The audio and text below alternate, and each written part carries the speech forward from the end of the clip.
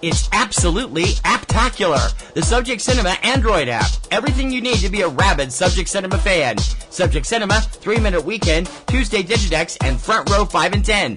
All right at your fingertips and available instantly. Plus, email and voicemail links, Facebook and Twitter hookups, Patreon support specials, and more is coming real soon.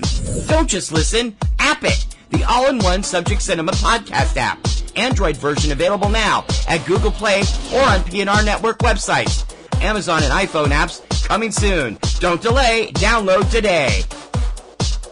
Blueberry. This podcast is a member of the Blueberry Network. Blueberry. No E's.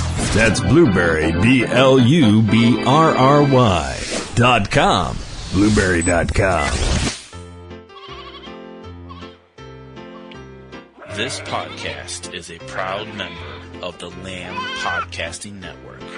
Find the network at largeassmovieblogs.com.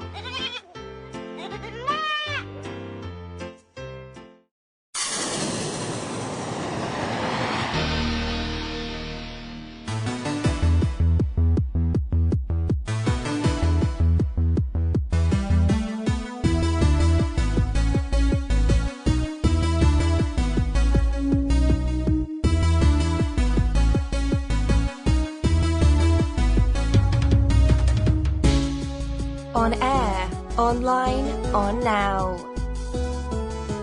From the hub of the universe, Boston, Massachusetts, USA, this is Subject Cinema with your hosts, T.C. Kirkham and Kim Brown.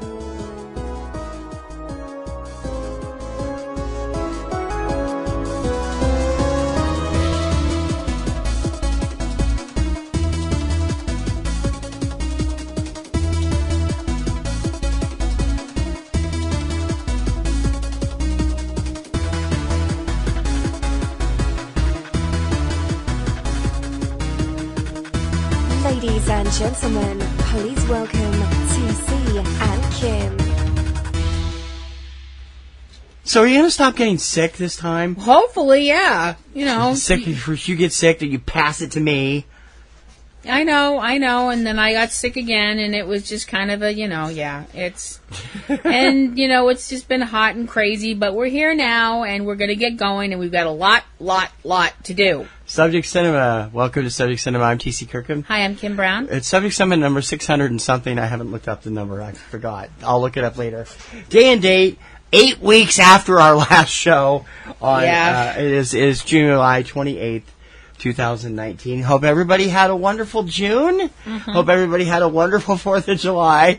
Hope everybody's had a wonderful July so far as we head into the dog days of summer. Yep. And we'll talk more about what we've got planned in the next few weeks at the end of the show. But this is our second part of the show we were supposed to have up 7 weeks ago today. Mm-hmm. Our second half of the Boston Springs Festival coverage, which means we're not going to spend time jawing. We have 14 films to talk about briefly, bringing you our little reviews and recommendations and whether or not, whatever have you on them. There's 13 documentaries and 1 narrative. Yep. And we'll tell you a lot of them you can already see, and we will hopefully tell you where you can find it as we talk about them. Yes. So let's just dive in, shall we? Let's do.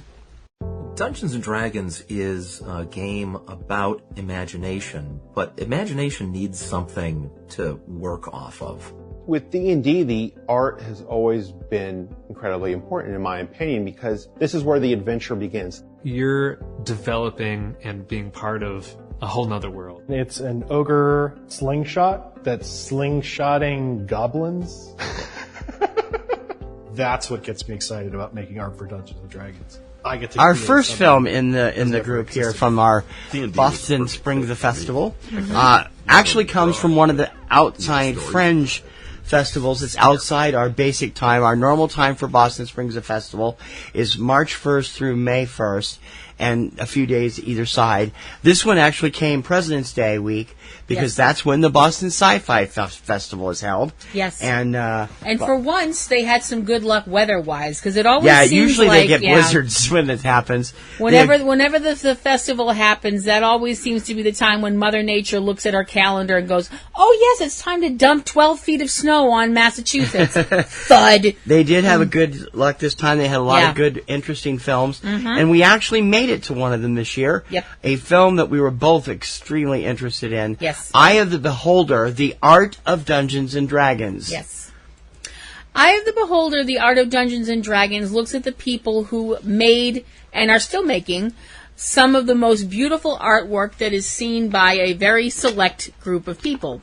And they're not select because they're rich or famous. They're select because they're geeks. Yay!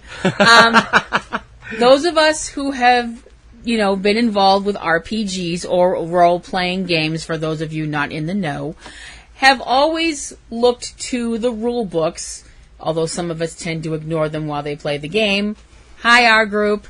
And the rule group books for Dungeons and Dragons and all of the other things that were part of TSR Hobbies, which was part of Wizards of the Coast and all that. Which is now part of, Wizards of the Coast is still the name of the company that owns it. Yeah. So. Yeah. Besides D&D, there, you had all the offshoots. It started with D&D, and then you had all the offshoots of D&D. You had Forgotten Realms and Planescape and all the other, Star Frontiers and all the other amazing things. And you had the rule books, which gave you the basics, and it also gave you some incredible art. And I know growing up, when I would look at the books, I would think to myself, who does this amazing work? It's so cool, the way that they draw these, pieces of artwork in these books. And this film lets you know about those people and where their inspirations came from. And it's just an amazing thing to look at. Eye of the Beholder looks not only at the people that draw the pictures, but also the fans who are still out there, playing Dungeons and Dragons and collecting the artwork. And it's really, really an interesting look at all of the people involved and what goes on behind the scenes and what goes on when the paper meets the page, as the artwork meets the page, as it were. It's... For someone who grew up playing Dungeons and Dragons, well, actually, I tell a lie. I didn't grow up playing Dungeons and Dragons. I collected the hell out of Dungeons and Dragons stuff, but I didn't have a lot of people around to play it with until I was actually in my 20s. But the artwork that we see in this film, for me, this was just like opening up my memories. I was like, oh, I had that book, I had that book, I had that book. It was really kind of funny, I thought.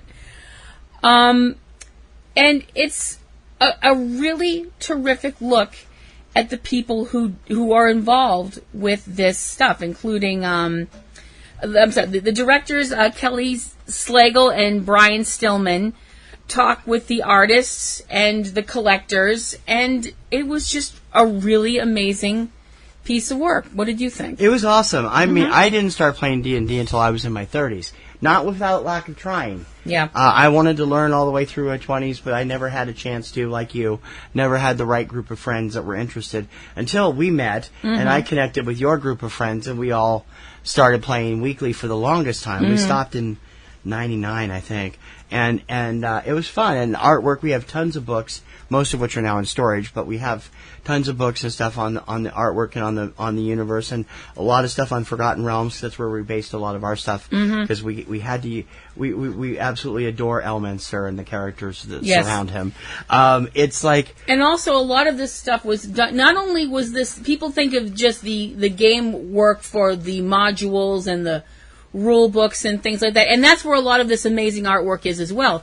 But also, you have to figure there are a lot of fiction books out there that have this artwork on the cover as well. The Dragonlance series, the Elminster series, the books covering the they do all the stuff, all the spin-offs and everything. And it's so real. I wish we had. I mean, I tried to find a press kit and I couldn't find one, but because so we could get a list of all the artists and stuff that appear in this movie, because it was just really wonderful listening to them talk about the evolution of the artwork and how it was really something. And it's a damn funny movie. We were laughing our way all the way through it. It's it was hilarious. Like, great stuff.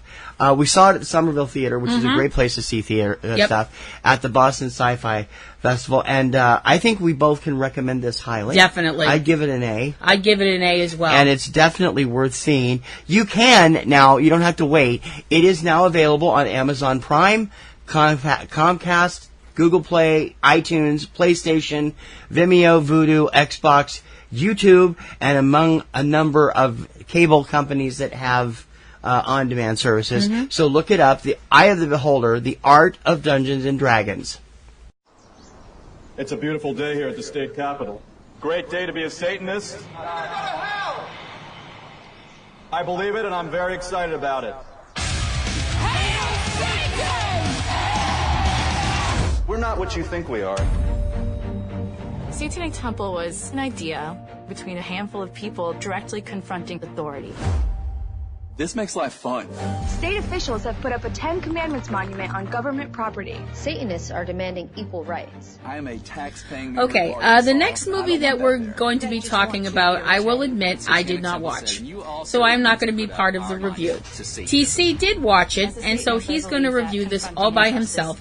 And the second after I say the name of the movie, you will know why I am not involved with this. So here is TC with a review of Hail Satan. Take it away, honey. Actually, it's Hail Satan, because there's a question mark Hail at the end Satan? of it. Yeah, exactly. Again, exactly. Take it away, babe. It premiered at Sundance this year. It aired at 2 local festivals, the Boston Underground Film Festival, and the Salem Film Fest. And it is the story of the Satanic Temple. The Satanic Temple is it's actually more of a political activism group than a actual satanic church. Founder Lucien Greaves is the main focus of this film, and they are based. I tried to get Kim to go over and see the Satanic Temple. It's in Salem, Massachusetts. When we were there, she wouldn't do it. I'd already seen the film at that time. Directed by Penny Lane, who also made the wonderful R. Nixon a few years ago. This film gets into Dungeons and Dragons, ironically, and a number of other things. Stop twiddling your thumbs.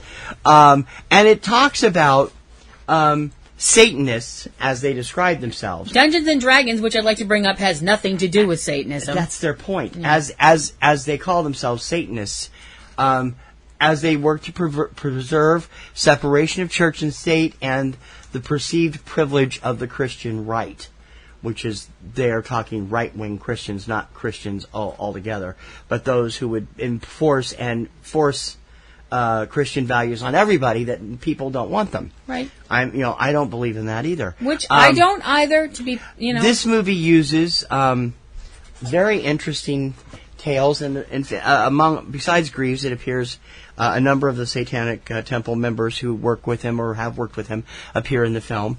And I'll be honest, I didn't know what to expect when I sat down and watched it, but it's a fascinating look at how the use of Satan and the Satanic Temple is simply a way to get attention to me, because it's really a political organization. They're working for political causes that are, by most persons' definitions, a little on the liberal side.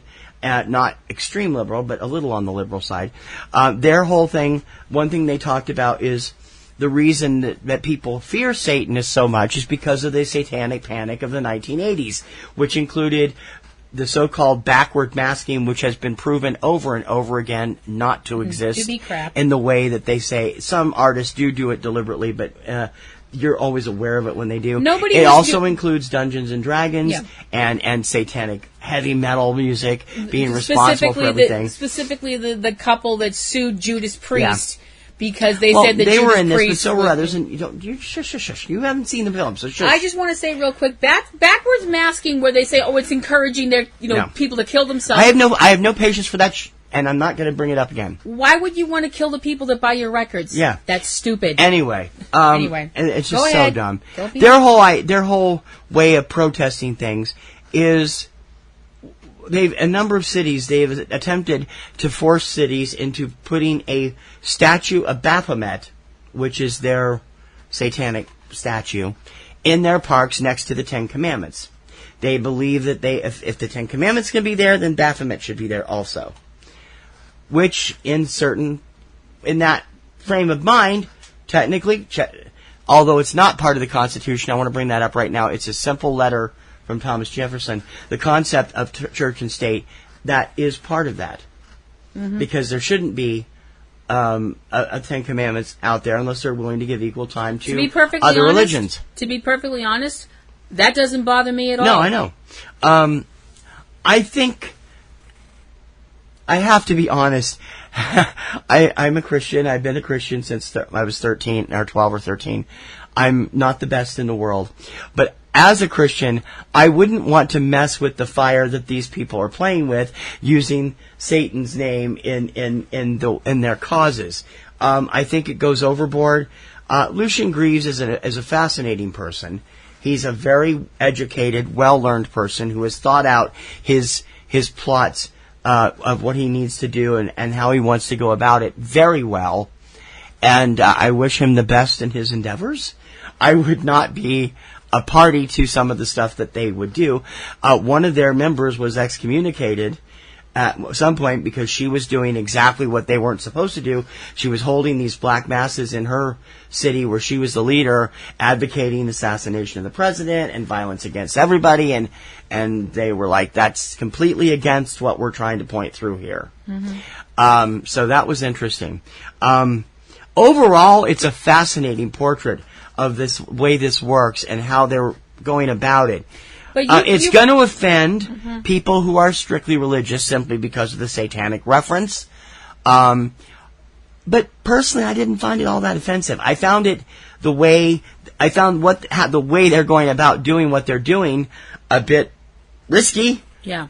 As a believer in heaven and hell, I found it a bit risky.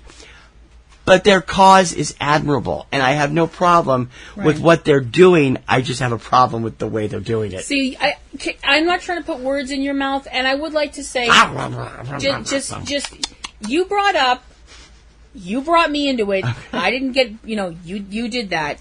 You brought up that when we were in Salem, you were like, oh, let's go check out this temple, and I was like, yeah, no. I was kidding. I was kidding. If I wanted to go, I would have went by myself because I knew you didn't want to go. If you want to go look at something like that, I actually wanted to meet him and talk to him. But if he was there, I'm not going to go to something like that simply because it makes me uncomfortable. Am I going to tell somebody else you can't do that because it makes me uncomfortable? Right. No, I'm not going to do that. You know why I'm not going to do that? Because I'm a grown up and I believe in and I believe in free will. That I believe that was the greatest gift God ever gave any of us was free will. Yep. And my whole thing She's all talking about this without ever having seen the movie, despite having several chances to do so. I want to bring that up right now. My point is that, and you said this yourself to me, that when the way they did this and the way they're doing this, that the sole reason they picked Satan and not a figure of evil from any other religion on the entire planet. Get to the point. Is to piss off Christians. It was to piss off general people, not just Christians. And be shocking. Yes. It's a shock value thing. Yeah. It comes across that way, and they pretty much admit it. And I'm sorry, but my thing is, if you're trying that hard to be shocking, you're doing it wrong. It worked. It got them documentary, got them in the news. I've been doing it everywhere. I've been doing it for 40-something years, and I haven't needed. But it's a fascinating portrait of how they're doing things and what they want to do. Yeah. Hail Satan, I give it A-. It is now available on DVD and on demand everywhere as of last Friday. So check out Penny Lane's Hail Satan.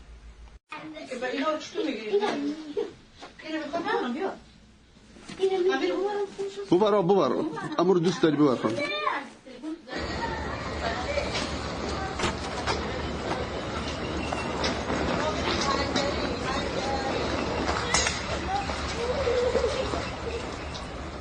As you all know, we make an annual excursion to the Salem Film Fest in Salem, Massachusetts. And their opening night film this year was a documentary that has played a number of different festivals. a movie called Midnight Traveler. Can you tell us a little bit about that? Midnight Traveler is the story of Hassan Fasili, who is a director. He's a film director. He is from Afghanistan. He has a wife and 2 young children, 2 girls. And life was going along pretty, as well as can be expected for someone living in that area, trying to get the word out about how life is in that area, which is not easy under the best circumstances. No. What Mr. Fasili and his family had to deal with was what could possibly be considered the worst circumstances. The Taliban found out about his filmmaking, and as those beacons of free will and free speech are wont to do, put a bounty on his head. Well, they put a bounty on his head after he interviewed one of them, and one of the other people that was in charge didn't like it. Yeah, so they killed him. They killed the interviewee, and they put a bounty on Mr. Fasili's head. And and it picks up there, and what we do is follow the plight of the family as they flee from Iran originally to Afghanistan, and then out of Afghanistan trying to get to somewhere that will take them in for asylum. Right. Because those beacons of free will and goodness, the Taliban, decided that they wanted to make this person's life as difficult as possible. Yeah. What we see after that is the life that he has to live on the run with his wife and children. Mm-hmm. And this is not something I would wish on my worst enemy's redheaded stepchild. No. Keep in mind this film was filmed over a 2.5 year period. The daughters grow up quite a bit during the film. They do. And it's really... Physically.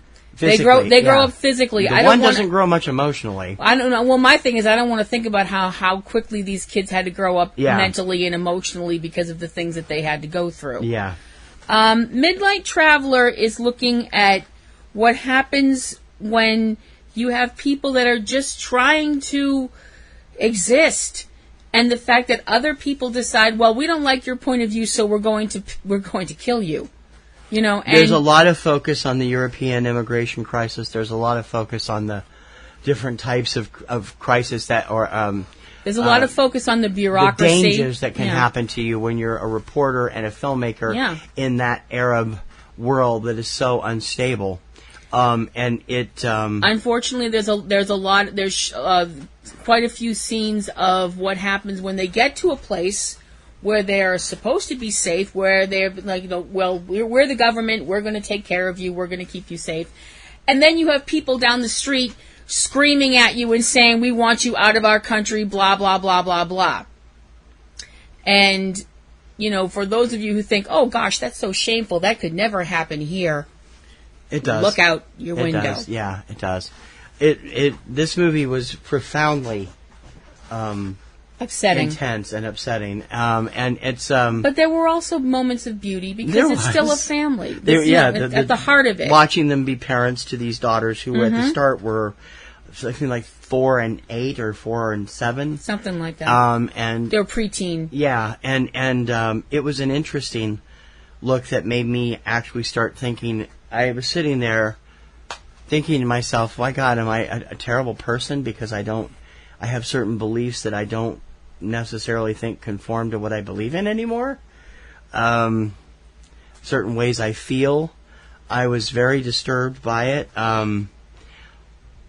It makes me think about all kinds of problems, this kind of problem, around the world, not just over there. No, I know. It's a very powerful film. It's a very moving film. It's a very... in a couple of ways, it's a very painful film. And I'm not just talking about the pain of watching this family have to uproot and literally run for their lives. It's also several times. It's also physically painful in a couple of ways if you are a person with certain physical tics and twitches like me. There were a couple of points in this film where the choice of music and such hurt my ears. And she was also getting claustrophobic in a couple of scenes. But I have hearing like a bat, so it's very... her hearing's incredible. She's like, wow. And also there is, and this is not a slam on the Fasili family at all, because hello, running for your lives. But, there is a lot of shaky cam in this. They're very decent people. His wife also is a filmmaker. Yes. And it's like... They're very kind decent people. Yeah. They're very kind people. I would be like, hey, come and live with us if we had the room. Yeah. I'd totally be like, yeah. They'd be really good neighbors. They would. They were in several places. Yeah. The thing is, that's the thing. We have to start thinking about each other as neighbors. Yeah. We're all neighbors. Everybody's somebody else's neighbor. Okay, Mr. Rogers. But if we stopped thinking of ourselves as us and them, and started thinking, that's my neighbor. Yeah. And I'm their neighbor. Yeah. And it just aggravates me. It does. That I look at But it is also a very relevant point that the countries where they went are experiencing crises in overwhelmingly, explosively huge immigration, just like here in America. The problems are the same around the world. They're just coming from different places. Yes, that is true. And different reasons.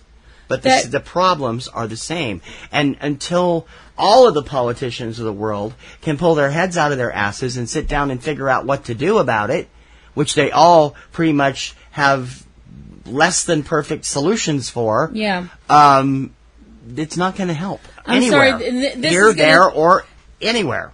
The whole, we hear it on the news all the time. Oh, our thoughts and prayers are with, our thoughts and prayers are with. Thoughts and prayers are nice. Getting crap done is even nicer. Yeah. So do your damn and don't put people down when they offer thoughts and prayers, like so many people do now. That's wrong. If that's all they can offer, But the other physical problem I had with this film was sometimes the subtitles were a little difficult to read. Yeah, there's one thing I can tell you from having to wear glasses and not having great vision: white on white. White subtitles on white background doesn't work, people. No. Please put a black outline around your subtitles on all films. I've had glasses since I was in the fourth grade. Or if it's dark, put white outlines. This it's film impossible in some is places. Just for everybody out there who sees all this stuff on the news, which some of us avoid watching because we just can't deal with it anymore. Yeah. And thinks it's us against them. Please see this film, and you will realize we're all us. That's it. What's your score? A-. I give it an A. I think it's a terrific film. Midnight Traveler will be released in November by Oscilloscope Pictures. Real movies for real people. Subject Cinema.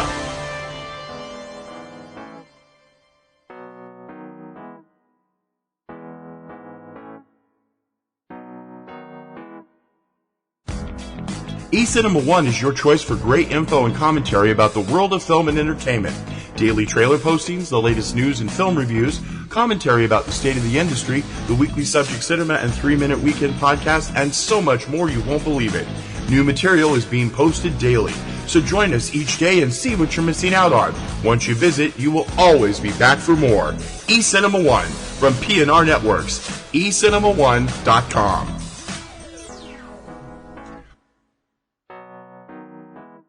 We probably can't cover the thousands of films made every year, but it's sure a lot of fun to try. Subject Cinema. Pardon? Wat is dit? Ik wist niet wat ik zag. Ik dacht, ja, het zal wel een schilderij zijn. Het hangt aan de wand. Dan werd je daardoor, overmeesterd. Wat je ook voelt als je 's avonds naar een sterrenhemel kijkt. Our next film from the Salem Film Fest. Wow, okay. I gotta be honest, I don't know why something like this would instill the kind of anger that happened that caused this. Nope. But what even happened afterward was even more ridiculous. Mm-hmm. It's an art film documentary, the likes of which I just really don't get so many ways. It's called The End of Fear. Can you give us a little bit of a rundown on this? Okay, straight up at the beginning of this talk. And I agree with her, by the way. Okay. There are words in this review that are from the country that this is from, which is the Netherlands, which is a beautiful country and has lovely people in it and has a language I can't say. Yeah. So if I mangle the words, I'm very, very sorry, straight up front. Right. Sorry. Okay. So there was a poem a long time ago that the end of the poem was, "It's pretty, but is it art?" Now that's a question that a lot of people can ask about, everything. Every form of art, somebody's going to look at it and go, "Oh my gosh, that's amazing." And somebody else might look at it and go, "My 5-year-old could do better than that." And that... My kid could paint that. That was the title of an entirely different film about 10 years ago. And that's everything. I mean, some people look at the Mona Lisa and are moved to tears. And some people are like, meh. Big deal, yeah. It's perception. However, I think most people would look at the art that is the focal point of The End of Fear and go, WTF, are you kidding me? The art in question is a piece by an expressionist painter named Barnett Newman. Exactly what is he expressing in this painting? I haven't figured that out yet. The painting is called Who's Afraid of Red, Yellow, and Blue 3? Which makes me wonder what the hell the first two paintings look like, but moving forward. Now this I'm painting... assuming one of them had to be yellow and one of them had to be blue. Because this one is all red. It's almost all red. There's a teeny little bit of blue and a teenier little bit of yellow. But the rest of it is this big old swath of red. The entire canvas is red. It looks like a big swath of anything red you can think of. Ketchup, lipstick, blood. I don't know. I don't care. But this guy painted this art, parentheses, question mark, and people who are actually smarter about that stuff than apparently we are, said, "Oh, saying that makes magnifique," and all the Frenchy stuff that makes it sound important. And, this was back in 1967, which is another reason I think this was, this was a product of its time, i.e. people were doing wheelbarrows full of drugs. No, we don't know that. I'm not Although the Netherlands did have quite a reputation I'm not for saying that about the artist. I'm just saying the people who saw this and saw something in it that I sure as hell don't had to be tripping on something. Well, it is in a museum in the Netherlands. Yes, it is. In Amsterdam, right? Yeah, yes, it is. There's a big explanation right there. The one city throughout the entire world where most soft drugs are legal. To the lovely citizens of Amsterdam. I have nothing wrong. I would love to visit there, particularly Christiana. But we would like to apologize. Yeah, that's Copenhagen. Sorry for our bourgeois American attitudes. Anyway, so this painting has been hanging there in the Just give it your best shot. Stedelijk. Let's go with that. Museum in Amsterdam, and people have been looking at it and talking about it and such for a very long time. Until 1986. Now, in 1986, a person, for reasons known only to the squirrel cage that is their mind, attacked this picture with a knife. Somebody risked going to jail to cut up this picture because it upset them or something. You got me. What followed was a complete freaking uproar about the fact that this painting was destroyed. Now, it wasn't destroyed. It was damaged. It was damaged, which is the entire point of the movie, which is its restoration. Yes, and how it was botched. Well, because the people who said they were going to fix it made it sound like they could make it absolutely like it was before. Spoiler alert, they couldn't. Yeah. The thing is, now this brings up something that I actually wrote down in my notes, because I actually do take notes during movies, because she does, yeah. I'm weird like that. And what I wrote down was this. Once something is destroyed, how can it be whole again? It can be fixed, but it will never be what it once was. And you have to grant me that. Yes. So even though you and I look at this picture and go, "You're serious? This is art?" Are you kidding me? This meant something to the person who painted it. Yes, it did. It obviously meant something to the people who were looking at it for 20 plus years that it was around 20 years, that it was hanging in this museum, and it obviously fired off some synapse in the brain of the person that decided to go at this picture and do their imitation of Michael Myers. Okay. The End of Fear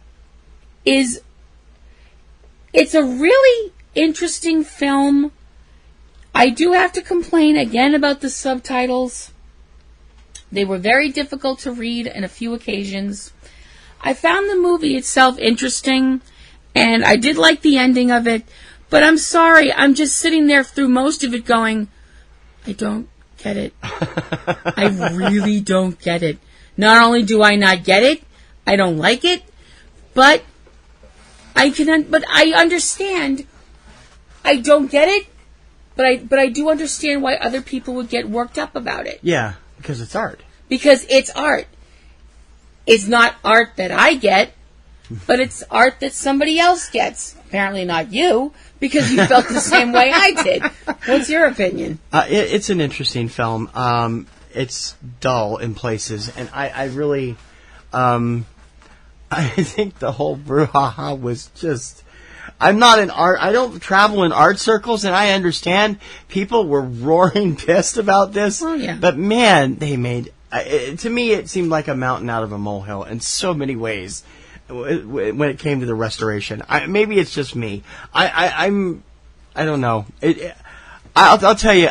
The only art movie I've ever seen that I truly enjoyed was Herb and Dorothy. If you've never seen it, it's brilliant. And yet they're you both sat there, no longer with us now. And then you sat there with that film, just like me, going, "That's ours." Yeah, ketchup stains on a napkin. That's a piece of artwork. Okay, right. But it's honestly it's far more entertaining to me than this one was, because this is just like a travel it's almost like getting a lecture in places. You felt it was too dry. Yeah, okay. Very dry. What'd you think? What's your score? I give The End of Fear a B+. I give it a B. I have not been able to find a release date, but I believe it's already run on PBS, so you might want to check on it. Mm-hmm.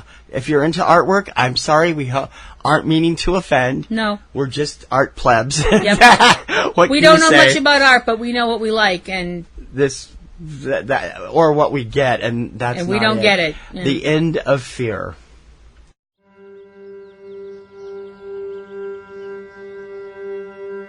People bring their own baggage to whatever they see. And what they see is what they want to see, what they believe in. I'm a witness, but the paintings and the drawings can maybe make other people say, there shouldn't be this. Next up at the Salem Film Festival was another art film that was a different type of art film. It was called Witkin and Witkin. Mm-hmm. This movie focused on the works of twin brothers who were artists. Joel Peter, a world-famous avant-garde photographer, and Jerome, a painter and a lifelong educator. Other than looking identical, their DNA the same, they really didn't think alike at all and barely saw each other after they graduated high school. Right. Both of them are now... I think... Didn't the one pass away already? I'm not sure. And the other one, I think they're both in their 80s at this point. Yeah. The funny thing about twins, especially identical twins, they seem to follow one of two paths. They're either so up in each other's lives it's scary, or they go to opposite ends of the country and never talk. And it's not because they've had some big falling out. They're either so alike it's creepy, or they're so different you're like, how are you related to that guy? Yeah. And they fall into that camp. They both seem like they're very, obviously they're very talented people. Yeah, both of them. I mean, you look at Joel Peters' photography, and I mean, it's all different types. Mm-hmm. There's portraits, there's stills, everything. It's fantastic. Yeah. And then some of it's even more than a little bit grotesque. Yeah. Yeah, there was some very oddball. Yeah. It didn't push the Mapplethorpe limits. Well, it was out there. And yet they had not ever, they'd barely spoken in 80 years, almost 80 years. Yeah. They were in their late 70s. And now they were preparing for their first joint show as this movie was being shot in in 2017. And Yep. it's interesting that it's a very interesting piece, and it goes into extensively about the differences that they were when they were children. Right. Both of them talk extensively about it, and their mom, who raised them, and she was more than a little bit eccentric. and a little bit of favoritism. Yeah. Well, that Yeah. tends to happen. But on a twin, that usually you don't do that with twins. You favorite both of them, and this was a little bit weird. Ultimately, it's an interesting film. The artwork is at least tolerable here, where we can... At least you can tell what it is. Yeah. It's not a giant red canvas. Nope. It makes no sense. But it's sad to me that these two men, both of who have grown into successful artists over the years, and Jerome was also an educator, have not spoken most of their lives. Well, that's sad to me, because they're both so talented. Right. And yet, I think, ultimately, down deep inside, they were really jealous of each other. That could be. There's also, at the risk of sounding like I'm letting out some huge personal secret here, you're an only child. Yeah. I'm not. I know. So I know what it's like to have a sibling. Mhm. You don't. Right. And having a sibling can be an amazing thing. Having a sibling can also make you sometimes feel like you could cheerfully throw them in front of a bus. I don't think things got that bad between the Misters Witkin. No, but they did. They didn't even see each other for the longest time. Right. They didn't even excuse me. speak to each other on the phone. Right. So, But the thing is, you also have to figure that when you have family, people think that, oh, well, you should get along because you're family, you're siblings, you're whatever. Why? Just because you share genetic material with another human being does not most of the time. Yeah, most of the time does not automatically mean that you have to love them and want to be around them 24/7. Right, true. I don't think it didn't come across in this film, to me anyway, Mhm. that there was some huge falling out between No, I don't the think. two I of think they them. just drifted apart. They just, yeah. It wasn't a case of, oh... Although one of them was very jealous of the extra attention their mother gave the other one. Yeah, that is true. Well, that does happen. You know, it happens. Trust me, I know it happens. But it's... I don't know. It's kind of like you think to yourself, well, they spent 9 months as close as two human beings could get. Maybe that was enough. Maybe that was like, okay, we've hit our limit. Thanks. The rest of our lives, we'll just do our own thing. Could be. I don't know. I mean, it's an interesting film. It's a film about, family and art and what it means to be a brother and to be a twin. I mean, being brothers is one thing. Because if you have like an age difference between brothers, then people can be like, well, if you have like a 4 or 5 gap, between Right. brothers, Right. you might be like, well, I can see why they're not close, because when one's still here, the other one's here, Right. that kind of a thing. But when they're twins, like I said, people automatically just assume that you're going to be like that. Right. Like squished together. Right. No. Not always. That's not No. healthy. It's not. What did you think of it? What's your grade? I give it an A-. I gave Witkin and Witkin an A. I think it's something that everybody would interested in art and interested in the relationships of twins might find interesting. And Witkin and Witkin is now available for free if you are an Amazon Prime member, $3.99 if you are not.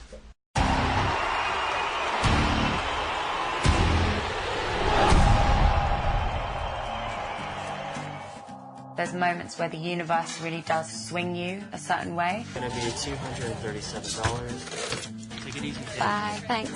When I look back on my career now, I'm like, I was just not ready for what happened to me. Can you talk a little bit about your experience as like a female artist in the music industry? I'm not gonna sweeten it for anyone. I think when you start off young and you have the success that young that our next subject had, it can really blow your mind. Yeah. And so it was a real shock that suddenly all that success disappeared. Our next film is Kate Nash, Underestimate the Girl. Kate is a British performer who got famous first when she was still a teenager as a pop star. People here in the States, if they haven't heard her music, might be familiar with her from the television series Glow that runs on Netflix, I believe, where she is part of that fictional comedy series based on the 1980s wrestling group of women. But mostly it's about Kate and her inner journey to getting to that point. Yep. Tell us more.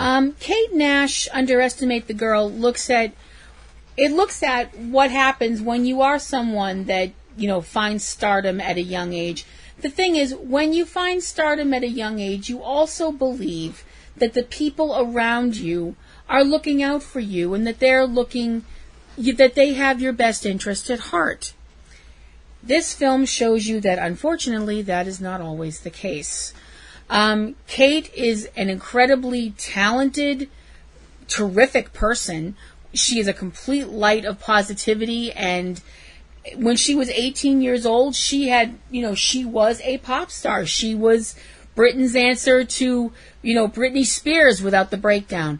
And the problem was that, music is a fickle thing. Especially in the UK, where people seem to come and go and just get tossed on a regular basis. The thing is, if you are someone that is all echo chambers and auto-tune, sooner or later you're going to get...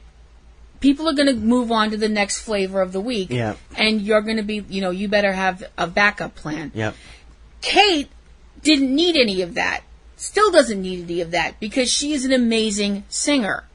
The problem is that she had people in her life that were not looking out for her best interest and were not helping her in ways that they should have been helping her because that was their effing job. Yeah.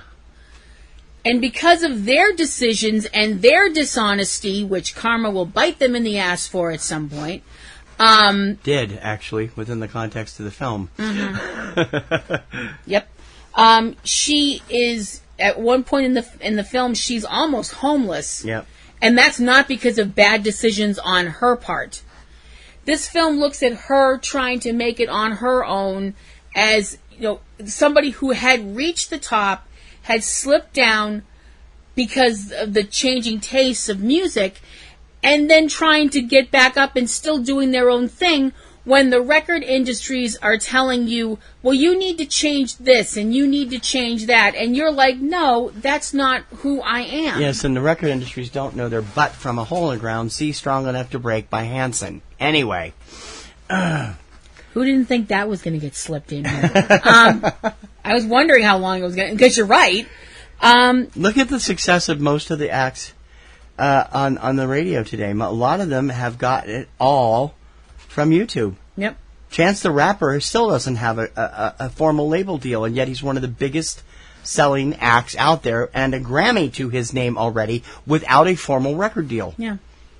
The labels just don't know what the hell they're doing anymore. This film is amazing. Kate Nash is amazing. Yeah. Oh, she's a terrific person. I have a list An amazingly strong person, I too. have a list of 3 women that I look up to. It used to be 2 women. Diana Feminskira and Leia Organa. And now that includes Kate Nash. Whoa! That is not a freaking joke. That is like high compliment. This film is amazing. It is infuriating sometimes, not for Kate, but for people around Kate. Because I'm like, this person is so talented and such a nice person. How could someone take advantage of them? This film looks at what it's like when you're on top and how tenuous it is, and how some people, when they want to get back up on top, they realize that what's more important to them is their artistic integrity. And it's a real... I know the term feel-good film gets tossed around a lot, but by the end of this film, I wanted to get up and dance. And nobody needs to see that. But it's because I was so happy. And because Kate's music is so amazing. And she is so amazing. I loved this movie. This film made me a Kate Nash fan forever. What's your opinion? It's a terrific movie, and I have also become a big fan. I was not really familiar with her until I saw this film. I knew the name, but I didn't know why.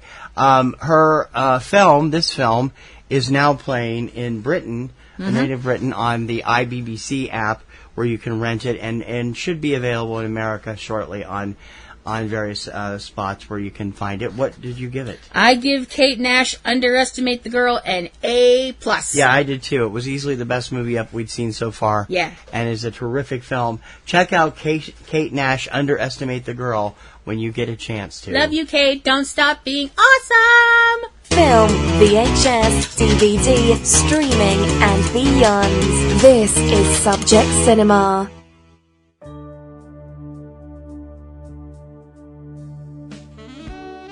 eCinema Boston is your best choice for all the latest news and info about happenings in the world of film here in the hub of the universe. Local theater listings, ticketing info, reviews of local venues, spotlight on Boston actors, the latest film shoots, and a whole lot more. If you're in the Metro Boston area, you need eCinema Boston from PNRNetworks. Once you visit, you will always be back for more. eCinemaBoston.com. Don't just sit around being a passive listener. Get involved. Take a moment to write to Subject Cinema and tell us what you think of the show, what your opinions are, what you think of the industry, and more. You may even get your letter read on the air. We love hearing from you. After all, you're who we're here for. So take a couple moments and shoot us an email. subjectcinema@popcornandroses.com. That's subjectcinema@popcorn, the letter N, roses.com.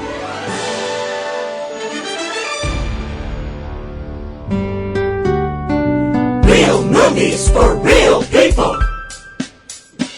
Subject Cinema. Until recently, marriages in China were arranged by the family or state. They were documented with just one passport-style photo.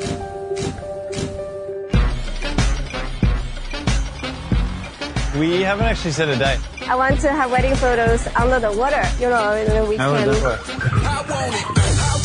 Pre-wedding photos are taken up to a year in advance. They get to dress up.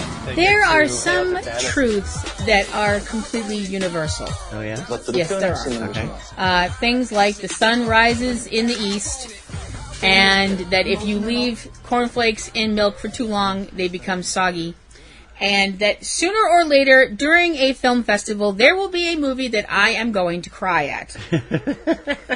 Now, whether or not I am crying because I am upset or scared or outraged or whatever, there will be something that will make me cry, because it doesn't take much to make me cry. Warning. This movie, bring tissues. Actually, the hell with that, just bring a sponge. Really? Yeah, I was bawling. You through didn't this do that bad. I was sitting there. No, because I didn't want you to make fun of me. I was like, if I start crying, because most of the audience was laughing. I know, and I'm sitting there bawling my eyes out. The movie is China Love. This film from director Olivia Martin McGuire is a look at the billion-dollar fantasy wedding market, fantasy industry in China. Juggernaut. And I'm like, I didn't even want to see this. This was her idea. Yep. And I ended up coming out loving it. It's a very interesting and fun film. What got me was young couples in China who will go through this up to a year or so before they get married and spend $40,000? $40,000 American dollars on pre-wedding photos. Yep. I'm like, 40? You can buy a small house for $40,000. Yeah, these are What? photos. Yeah, these are photos that for some reason people in China who have the money to do this have decided that this is something they want to do up to a year or more. Yeah. Before they get married. And it's spreading. Now, when we talk about pictures, when you talk about wedding pictures, now when we in America think about wedding pictures, what do you think of? I think of the bride and groom standing together at the altar, at the reception, in front of the cake, smushing the cake, all that kind of stuff. You think of, this is not what those are. You think of bride and groom standing there, click, click, click. Bride and groom with mom and dad, click, click, click. Bride and groom with mom and dad and creepy Uncle Phil, click, click, click. And stuff like that. Stop doing that, Phil. We haven't watched his show enough lately. Stop calling him a creepy uncle. You know, in your loudmouth Aunt Helen and stuff like that, and trying to wrangle the flower girl and the ring bearer and all that. This is a, and that happens at the wedding. Right. These are pre-wedding. Pre-wedding. Anywhere from 4 months earlier on, and they're done in fantasy settings. There was one couple that did underwater photographs. Underwater. There were... Now, wait, hold up. We need to explain this. Underwater photographs. Now, when we say underwater photographs, you out there, podcast listeners, are going, wow, they mean they were in bathing suits? That's a little strange, but okay. No, they're in full formal wedding gear, underwater. He's in a tux. She's in a bridal gown. Yeah. Looking like something out of the end of Titanic. You know. But my heart will go on. Really. With the veil flowing behind them and the dress and the whole thing. And what the actual beep. Yeah. This movie was... This is apparently a thing in China. And it is spreading. This gentleman who has made a cottage industry out of this is trying to expand this into Singapore, Korea, Australia, and the United States in the next 3 or 4 years. Yes. Weddings already cost enough. Can you imagine the bridezillas that are going to come out of the woodwork if this ever comes to America? Sweet Caroline, I can just see all the men lying there breaking it was nice sweat. because we got to see some couples, some of whom had been arranged marriages. Yeah. Some of whom... Which apparently there was is one still a couple thing. that was an American man with a Chinese woman. Yeah, that was the underwater people, wasn't it? Yeah. That was one of them. Yeah. And then they did this thing at the end where the company that was helping to set up some of these other parts of this, not the photo company, but another company that was attached to it, were setting up these kind of photos for charity for couples who have been married for many years. This was the part that where, never had the top, and that's when she lost it. That's when I was really crying my eyes out. The first part of the film where there's all of this, I'm sorry, I'm going to call it what it is. Excess. Yes, thank you. Excess. Thank you. Outrageous excess. Wanton, disgusting, capitalistic excess. You said the C word. You can't say that word in communist China. Yeah, I'm going, communist China, ladies and gentlemen. Check this out. Yeah, really. But the part of the film that, now to me, I'm like, this is a true example of the phrase, the haves and have-nots. No kidding. Yeah. But I'm watching this film, and all I'm thinking to myself is, this is not love. This is not love. This is not love. Well, some of it was. And then the thing at the end, and I was like, I think some of the love. Couples really loved each other. Oh, I know some of the couples really loved each other. You're very cynical on that. No, I know some of those couples, the younger couples, loved each other. There were a few of them that I was definitely getting a vibe. Run, Forrest, run! Me too, yeah. But the thing that made me was sitting there thinking to myself, this is love, were the older couples, the couples who were usually, they had been married during the Cultural Revolution in China, where they weren't allowed to have wedding pictures. You know, they had these just and very again, stark, they were arranged marriages where they didn't really have a lot of love at the beginning. It grew. They grew into loving each other. And, you know, there were these very stark pictures of the man just sitting there in one shot and the woman sitting in the other shot, and they were separate and clinical and sterile and awful. And you had this company that came in and they got the women looking all pretty and everything like that. Not fancy, gorgeous Princess Diana style stuff. And nobody's under freaking water. But no. when you saw those women and you saw the men look at their wives and say, wow, she looks so beautiful. She looks like she looked the day we got married. And all this stuff like that. And they're together taking pictures and they're smiling and they're so happy. And some of them have been together for, like, one couple they talked to had been married for 70 plus years, and they were only in their 80s, which means they were married when they were in their mid-teens. Yep. And they were so, so happy. And yes, by that point, I was a complete puddle of tears. I'm glad I didn't wear any makeup that day. I was a complete sobbing mess, but I had the biggest smile on my face because that's love. Love isn't all the I mean, all that stuff is nice. All the sparkly, shiny stuff. That's great. That's fantastic. Mm-hmm. But love is when you look at someone and they still make you feel like you're 20 years old again. Yep. That's love. And that's beautiful. And that's always going to endure. And you can have that if you're a prince in a palace or if you're a pig farmer that lives in a one-room shack. As long as you have that love, you might never be rich, but you're rich in something that you can't really place money on. Right. Really. Right. I give China Love an A+. I give it an A. It's definitely a great film, and although it has not yet received a distributor, you can book it for local organizations and groups by checking on it on their website. I believe they probably do it through one of the hosting companies. I don't know which ones. Bring tissues. And it's terrific. If you get a chance to see it, China Love. And ice cream. That's not the name of the film. No, but bring ice cream. I'm saying bring tissues and ice cream. That's a really good idea. I often felt he's so sad that there are whole generations of people that never saw something grow. And to see the energy of the earth and the way it works and the way it produces and have abundance. Our next film from the Salem Film Fest was a film that the day we saw it had just that day won a major cinematography award from the Cinematographers Association of America, even though it's not an American film, it's an Irish film. It's a movie called The Silver Branch, and it looks at a village's fight to keep commercialism from taking over their small little village in Ireland. The Silver Branch is looking at, as TC mentioned, the lives of the people in this one small section of Ireland, specifically at the life of Patrick McCormick, who lives in this part of Ireland. He is he's a philosopher, he's a poet, he is also a farmer, and he is a farmer as his father was, and his father going back 5 generations, because Ireland is old. No, Ireland is only 100 years old.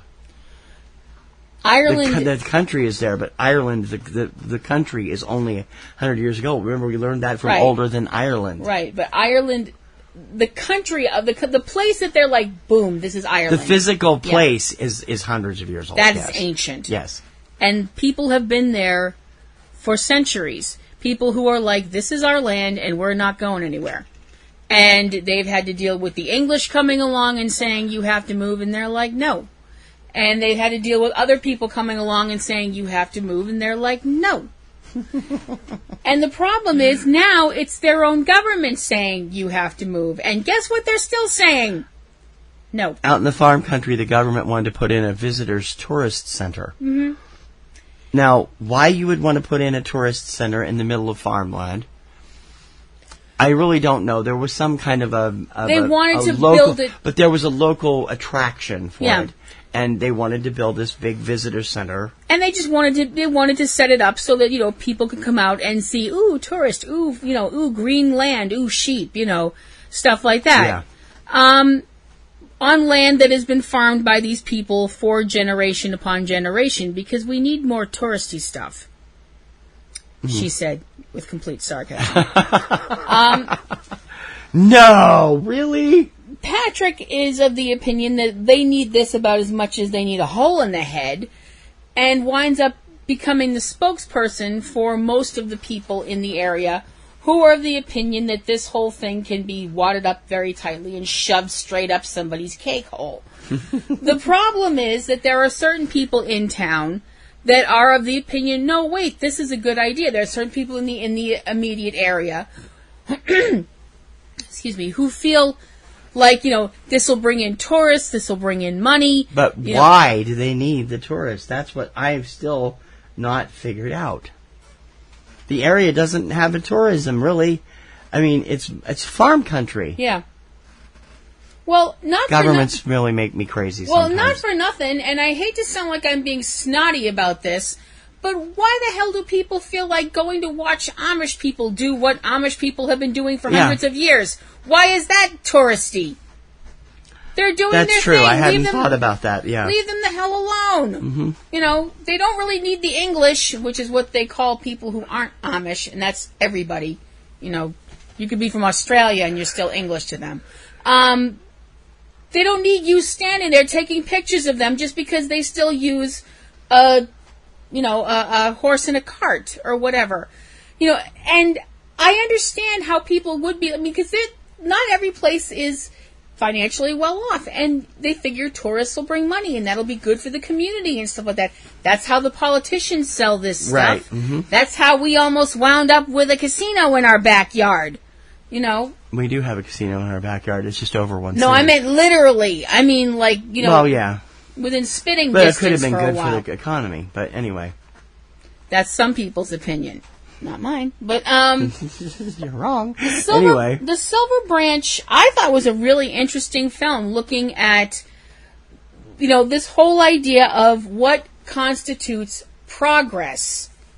Progress, Dr. Evil quotes. And Sequana Scotzi. Yeah, why some people seem to think that the only way that you have progress is by raping the hell out of nature. And I think that personally, myself, just my own opinion, and I'm not saying that I'm one of these live out in the tent people, because I die within 5 minutes of camping, and I admit it. But I think the world needs more people like Patrick McCormick. I think the world needs more people that look at stuff like trees and mountains and valleys and things like that and goes, we need that more than we need another effing parking garage. Yep. You know, I do know that politics and stuff like that can really divide people. Goodness knows in this country it certainly has, and and we'd like to think that doesn't happen in other places. Spoiler alert, that's wrong. It does. It does. And this film is a good example of that. Yep. What's your opinion of it?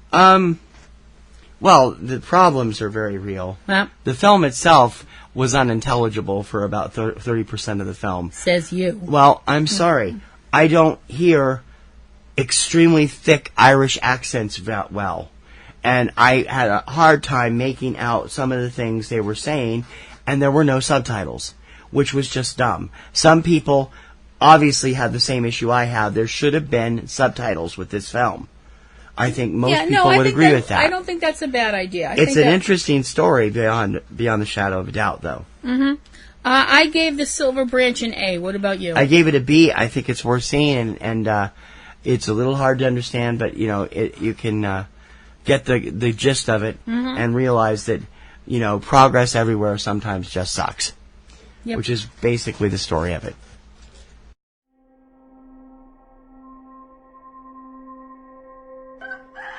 I arrived at the place, and many of these people had come from great distances in Bali. They had traveled for hours to go see a healer. What he was doing was pretty shocking, and he was having a lot of fun. He licked his wounds. He licked his open wounds.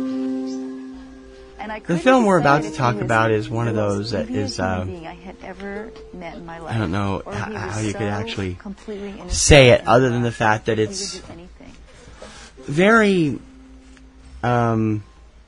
enlightening. You have to go into it with an open mind, and then you find something in it that makes it truly special. Balian the Healer, directed by Daniel Maguire, is a first-person film.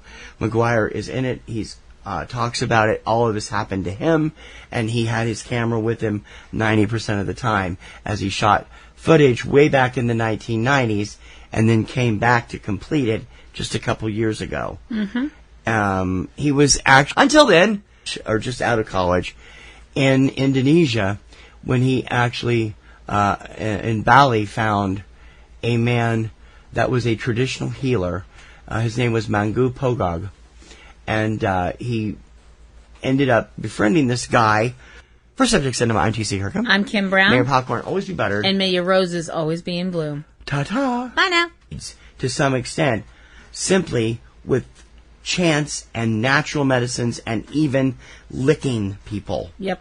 Licking leprosy sores. He would lick people who were suffering from leprosy, which you wouldn't think of a disease that was still existing in the 20th century, but shows you how wrong you can be. Mm. And this man is the focus of the film, Maku Pogong. He is a very strange dude. I mean, there's no other way to word it. I mean, he's a very strange guy. The thing about him that I found really interesting, I don't know if you felt the same way, but whenever he spoke when the director, Mr. McGuire, spoke with Pogong always had this gleam in his eye. Yes, absolutely. Like he knew the answer to a joke that nobody else knew. Right. Nobody else even knows somebody had told a joke, but he knew the punchline. And this film looks at the person that he was and you know, the things that he did, which a lot of people I know from Western culture would be completely freaked the hell out by. You know, I mean, we as a culture tend to believe that Western medicine is the best and Western medicine can cure everything. And what Western medicine can't cure, we tend to take the view, well, that, you know, that's just the luck of the bad. That's just bad luck. Right. And he's one of these people that he didn't feel that way. He was about... because he was literally actually curing these people. Yes, he was actually curing the incurable. You know, which... He actually ascribed it to swallowing something accidentally and when he was swimming when he was a child. And he'd had the ability ever since. I've forgotten what he swallowed. I think it was an eel. An eel? Or something like that. And ever since then... or something. Yeah.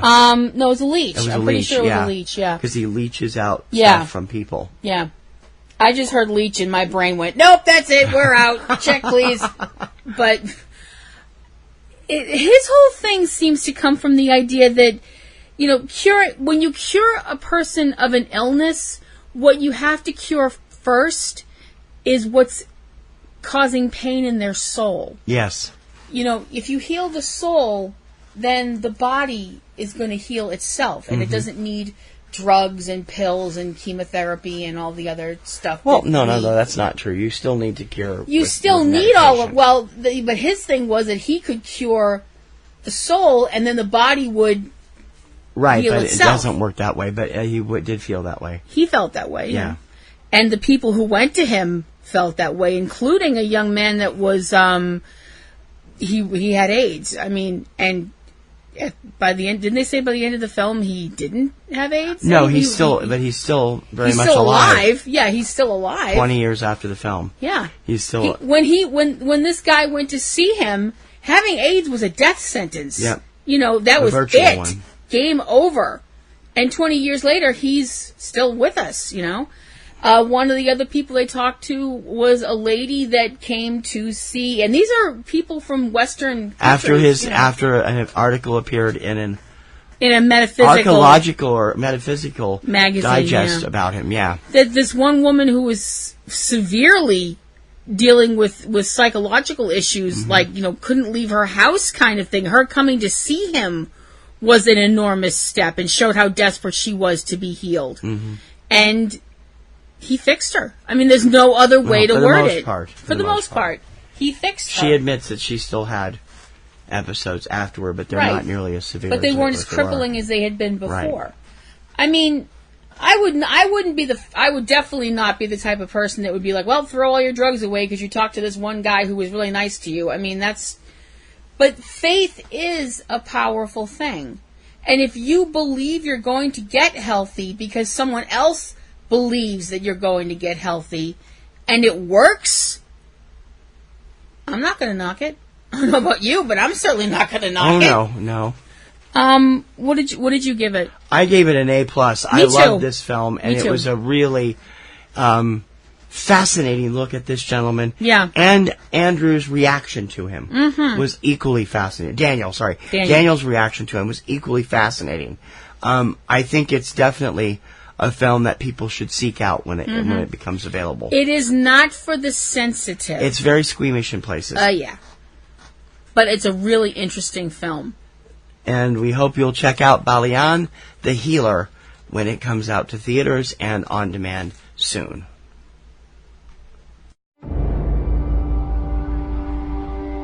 sat here and watched you cry for 5 minutes. You ain't that tough. You are not going home tonight. I can guarantee that.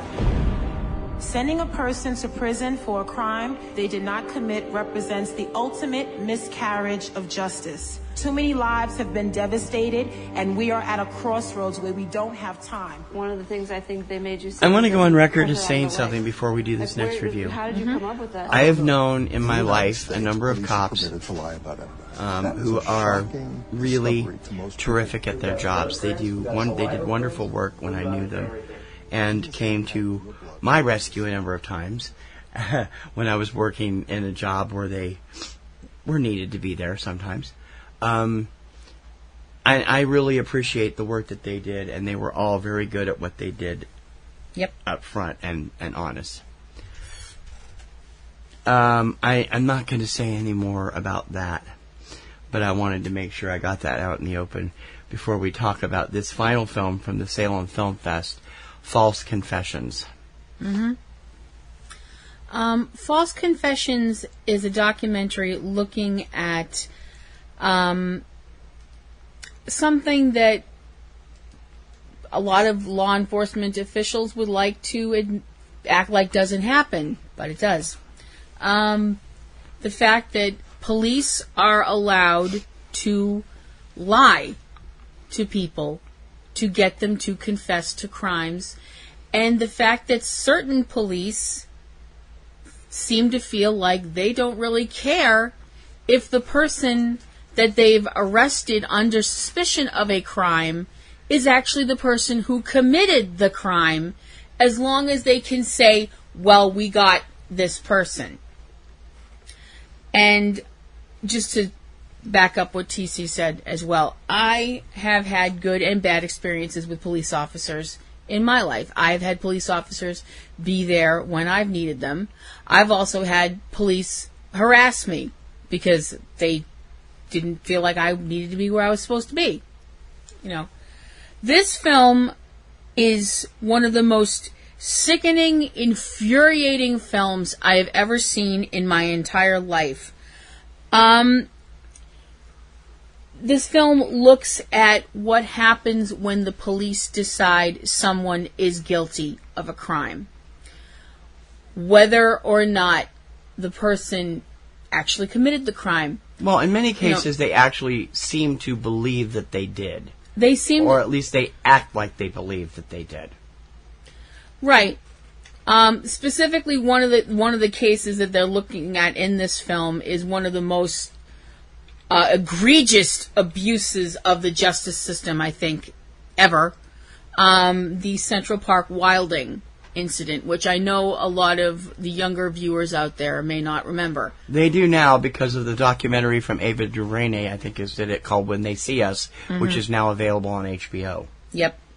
The Central Park Wilding case was a young woman who was jogging in Central Park in New York in the 80s, who was viciously beaten and raped, and there were 4 young African-American men who were arrested and charged with the crime. As it turns out, none of them were involved with this crime, but they did confess to it. The reason they confessed to it is because they were browbeaten into it by the police. Although they did acknowledge they were in the area. They were in the park, yeah. They had nothing to do with harming this woman. They actually did eventually find the person that did this terrible thing. This film, I don't remember the last time a film made me this angry. This film shows that the system is broken. It needs to be fixed. It needs to be fixed now before one more innocent person spends a night in jail. It's horrifying when you watch this film to think this is happening in America. You would never like to think that this could happen in America. You think this might happen in Russia or somewhere like that where they can just take you off the street, say you did something, we don't need proof that you did it, we know you did it, and then beat on you and hook your genitals up to a jumper cable until you admit you did it. All right, that's a little bit. Let's not go that far because Russia's not what they're comparing it with. In Europe, they are not allowed to lie No, in Europe, they're not allowed to lie to suspects. In America, the police are allowed to lie. They're allowed to say, "We have your prints. They're we allowed have to do whatever they want to do." Yeah, they're allowed to say to you whatever they want to say. Before to get you to admit that you did whatever they say that you did. Now, am I saying all police do this? No, of course I'm not. Am I saying that the police who did this all had some kind of agenda? I don't think so. I'd like to think there aren't that many evil people that hide behind a badge. Well, they're not necessarily evil. They are trying to do their job. Problem is, they're not trying to do their job well. They're trying to do their job efficiently. Right. That's the difference. They're doing quantity over quality. Yeah, because like something like the Central Park wilding, I mean, the press was going crazy. And there were 5 people involved with that, by the way. Five. Yeah. Where, you had the media being like, "What are the police doing? What are the police doing?" So the police finally had to be like, "Well, here you go. Here's the people that we decided did this." And now that they actually have had this miniseries on HBO, people have come back out and talking that were involved with the prosecution, saying, "Oh, none of that's true. We know they were guilty. Blah blah blah blah." Well, what are they gonna do? Be like, "Yeah, we screwed up. Yeah. Yeah, we ruined people's lives. Sorry." What? I think we should point out though that in many cases, they're not framing these kids. They're just making laziness. No, we're Some not saying... cops have been known to frame people. See conviction with Hillary Swank. But other than that, no. No. They just don't want to do their job. They want the easy way out, and they take what they can get. Yeah. And like we said, we don't want anyone to think that we're saying this, that all police are corrupt and all police are doing this, because we're not. We're definitely not. And the people who go out there and are police officers, that men and women that risk their lives every day to keep me safe, him safe, you safe, and everybody else safe, they deserve your support, and they deserve your love, and they deserve a handshake and a wave and good job, officer kind of stuff. But this happens, and you can't pretend it doesn't happen.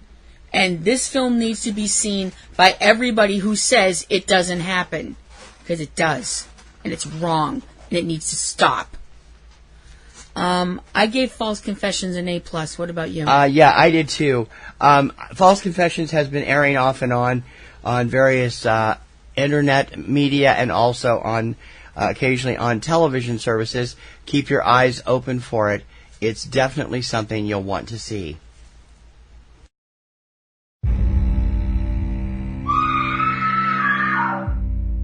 To your knowledge, did your father have any enemies?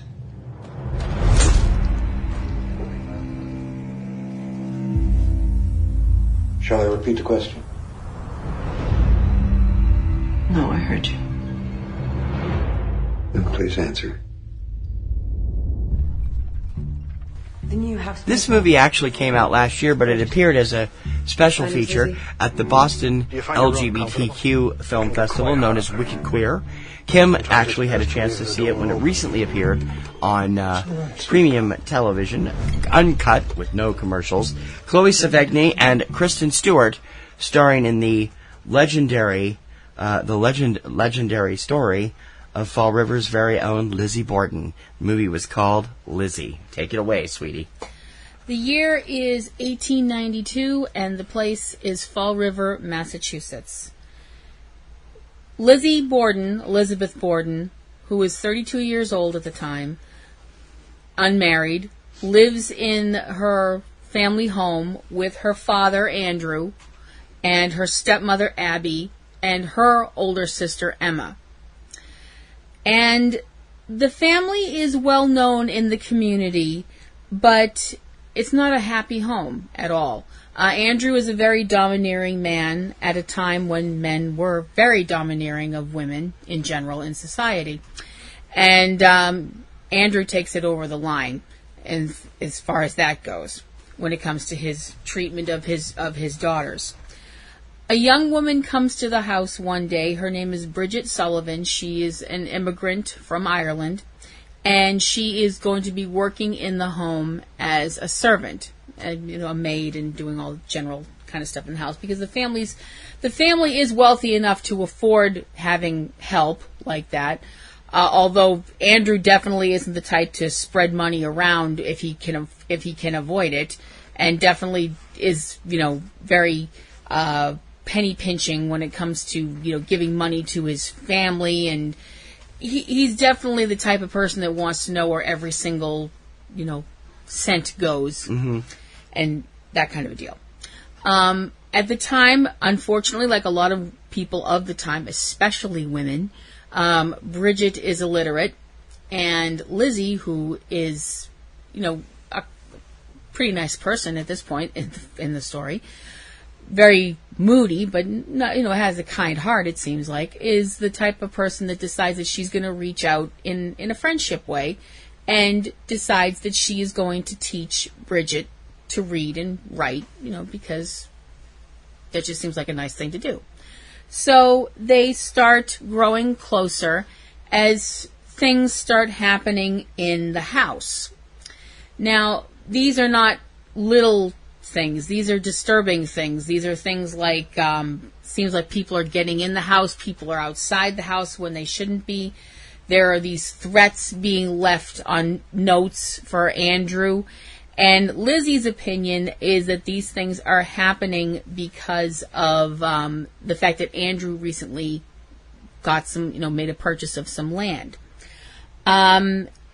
She hears him being her father, talking with her uncle, whose name is John, who is not only the town constable, he is their uncle by way of he was the brother of Mr. Borden's first wife, who was Lizzie and Emma's mother.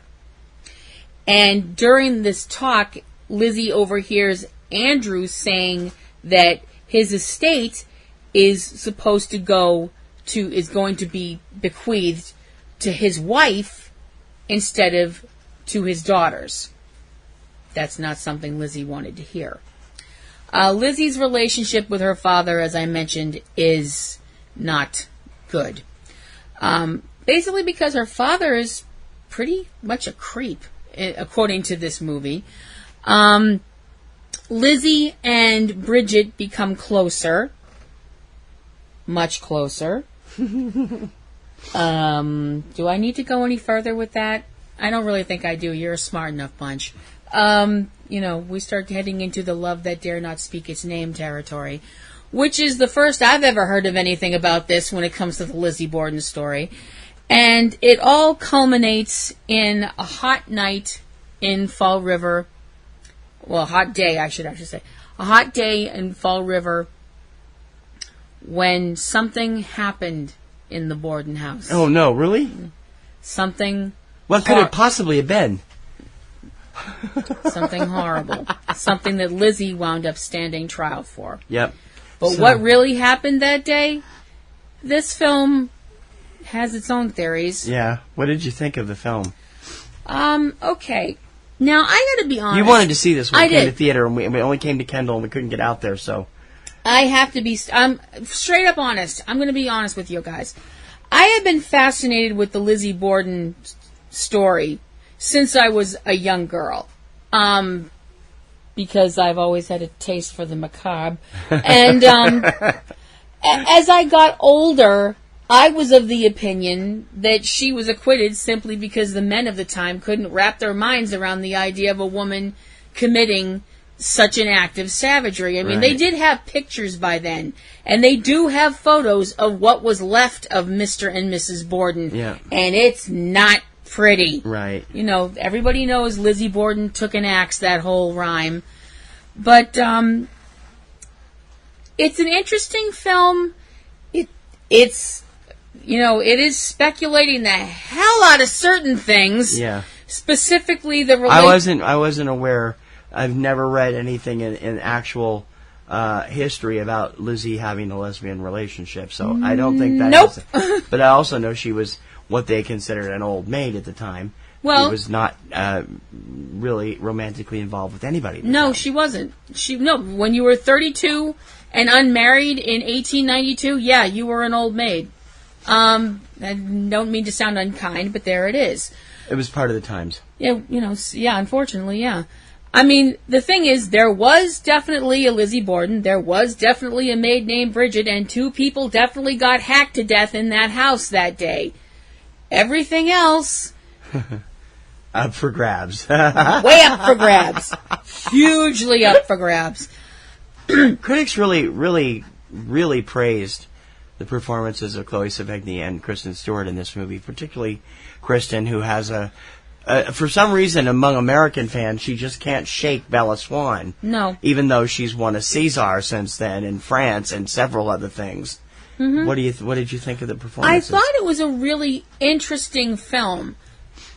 I definitely think the last part of the film we're veering into speculation a go-go because I'm just kind of like, what? What? Because let's be perfectly honest, the only people who knew what happened in that house that day if they knew. Well, somebody knows what happened. Whoever wielded that axe, right? And the 2 people that actually were on the recipient end, unless you have a Ouija board and really know how to use it, you're not going to get an answer. It's an interesting take on the Lizzie Borden story. Mm-hmm. Again, as a lot of other versions of Lizzie's story have, you do kind of, I'm not saying you sympathize with the idea of turning your dad into kindling, but when you look at the way Lizzie's life was, you can kind of sit there and go, I can kind of see why somebody'd go around the bend. That kind of a thing. But could she have really done it? Could she have really done it? Absolutely. Okay. Do I think she did it? I'm not going there. Okay. She was acquitted by a jury of her peers, and I'm not poking that bear. Forget it. No way. Mm-hmm. But like I said, this film it's very by the book up to a point, and then we just go right into Crazy Town. I'm like, wait, what? For all I know, maybe they were, maybe there was something going on, and if there was, and that made them happy at the time, I'm not going to knock that. Right. But it's an interesting take on things, but I was definitely like, I think you guys are trying to force modern, modern feelings and things like that into a different time. The whole square peg. Oh, great! It's a Wokester movie. No. I'm not going to do that. Okay. I'm not going to do that. Right. But it's definitely kind of square peg meets round hole. Okay. Kind of thing. It was, and it held my attention. But I definitely was kind of sitting there a few times going, I've read a whole bunch of books about this. This has never come up. I would definitely give Lizzie a B. Very solid B. Mm-hmm. Lizzie is available everywhere on DVD. You can probably find it on Netflix or Amazon. And, of course, check your local Redbox. It has been out since last summer. The thrill of making movies and studying characters and getting to work with people that you respect and admire is so far superior to everything else. Hey, Mark? At least for me, that's how I think about things. The actor Anton Yelchin is with me, and you are shooting yet again something. Yeah. It was like the first thing I consciously said to my folks. I want to do this. I want to make movies. Really, the last number. Okay, we've hit the Sci-Fi Festival. We've hit the Salem Film Fest. We had a selection from Wicked Queer, and now we're going to get into the final 3 films, which appeared at the IFFB, the Independent Film Festival Boston, in late May. And perhaps the one film that we both absolutely knew we had to see, but knew we were not going to be able to get through it, proved us right in most cases. Yeah. It was a documentary that premiered at Sundance and will premiere around the country in August for people to see. Let me get the right person here.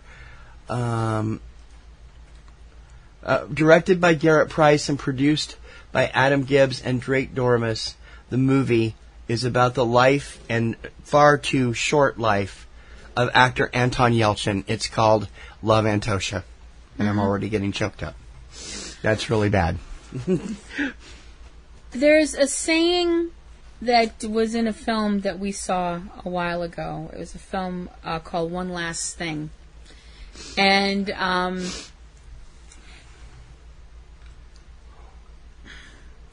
there's the line is something to the effect of, when you're born, you cry and the universe laughs. And when you die, you laugh and the universe cries, or something like that. And there aren't enough tears when it comes to this. Anton Yelchin is someone that we lost way too young, as TC mentioned. He was the son of two dancers that defected to America from Russia. And from very early on, Antosha, which is what his mom called him, Anton wanted to act. And Anton was one of those very rare, special unicorn creatures. He was a child actor who could actually act. He was a child actor who was adorable, who could read his lines with integrity and honesty and beauty and passion and power and strength and anything else you can think of. And when he got older and wasn't a cute little kid anymore, but was a handsome young man, he was just as talented. He was still this amazing actor. He was just now a more grown-up amazing actor. Mm-hmm. And he was doing all these incredible films.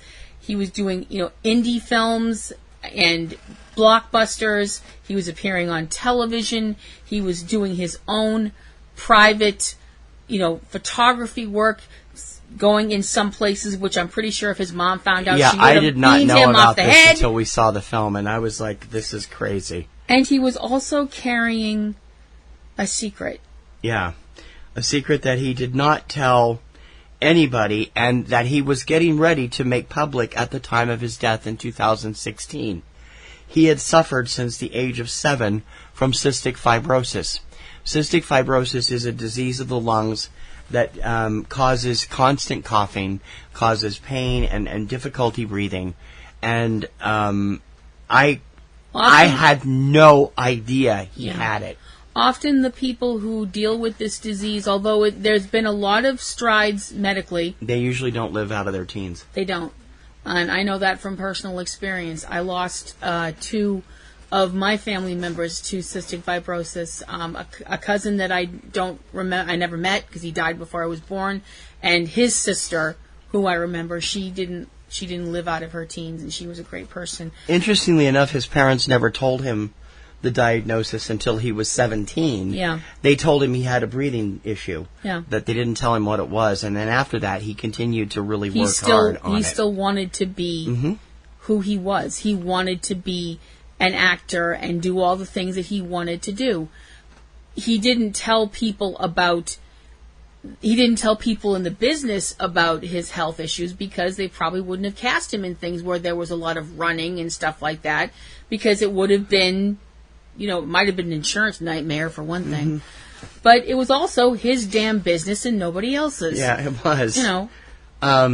He had actually, they bring up in the movie that Drake Doremus, who directed him in the Sundance winning film Like Crazy, had just thought he had come down with a bad cold during shooting. Chris that Pine he was always coughing off the set. And Chris Pine from Star Trek had mentioned that he thought, he didn't know when they told him, he looked like somebody just slapped him in the face.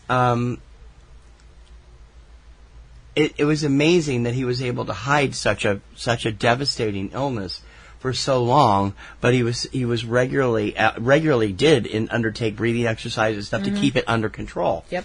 And Drake Doremus was the person that his parents reached out to about the idea of doing a documentary, which was first put into their head by John Voight, who had worked with Anton in a short film in 2015 called Crisis Court of Conscience. Doremus turned them down, but pointed them to the current director, Drake Price, and stayed on as a producer. And ultimately, the film is a beautiful catalog of Anton's career. From the time he first started acting, the film opens up with a an interview on a Canadian television show where he's I think he was 10 or 11 when he did that. Like that, yeah. I think it was for Delivering Milo, which was the movie that he had out at the time. It's a very funny, cute interview. And from there we delve into the accident that took his life in June of 2016, in such a freak accident at 27. He was an amazing actor who had landed our Rising Stars #1 list in either 2008 or 2009. Kim's getting all choked up already, and so am I. And he had starred in a number of films that we consider among our favorites, including the 2006 or 2007 film Fierce People, which was not seen by enough people, and the beautifully funny Charlie Bartlett, which the critics just did not get. And he was stellar as Pavel Chekhov in J.J. Abrams' Star Trek universe, where he really had a hell of a time doing the Walter Koenig accent, because coming originally from Russia, unlike Walter, he knew they didn't talk like that. He had a hell of a time coming up with that. He also got into music with his punk band, the Hammerheads, where he actually just got fed up with not doing it, and he's like, wrote his mom a note, pick up book How to Play Guitar, at one point. This movie is funny as hell in places, and it will break your heart. He had 5 films that were unreleased at the time of his death. The first of which to hit theaters was Star Trek Beyond, where he had a much larger role, and it was difficult for us to sit through that. They've dedicated the film to both Anton and Leonard Nimoy, who had just passed away also. And he had been receiving raves the previous year for his role in the extremely uber violent white supremacist film called Green Room. But I never saw a role I didn't like him in. You did watch. I watched Thoroughbred, and you also watched the other movie that he did a few years ago that we hadn't gotten rid of, where he played the violinist or the cellist. The movie with we reviewed it on the show. You weren't terribly impressed with the movie. You said his performance was, as usual, he stellar. was terrific. It was a neo noir western where he's a cellist who comes back to the town where his brother is working for the local Broken Horses. Yes, I knew I'd think of it. Working for the local kingpin, ironically played by Vincent D'Onofrio. Again. This film is beautiful. It is moving. It is funny. It is incredibly tragic. And Anton was gone way too soon. It features interviews with so many people that he's talked to, in addition to an extensive interview with his mother and father. It also features interviews with J.J. Abrams, John Cho, Willem Dafoe, Joe Dante, Drake Dormus, Bren Foster, Jodie Foster, Bryce Dallas Howard, Frank Langella, Martin Landau, Chris Pine, Simon Pegg, Zachary Quinto, Zoe Saldana, Kristen Stewart, and a number of other people he's worked with over the years. I do not think it's too much to say, although people will get angry with me,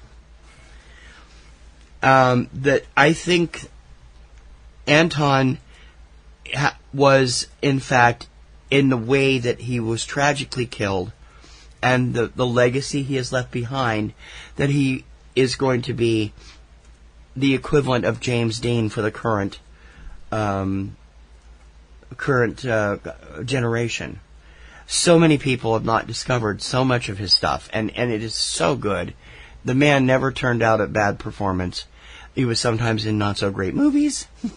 That's a completely different thing. He was sometimes in films that were not as good as he was.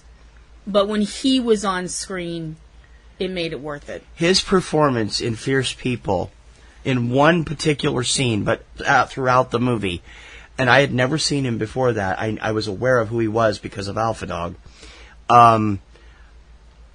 Convinced me that he was going to be one of the greatest actors of his generation.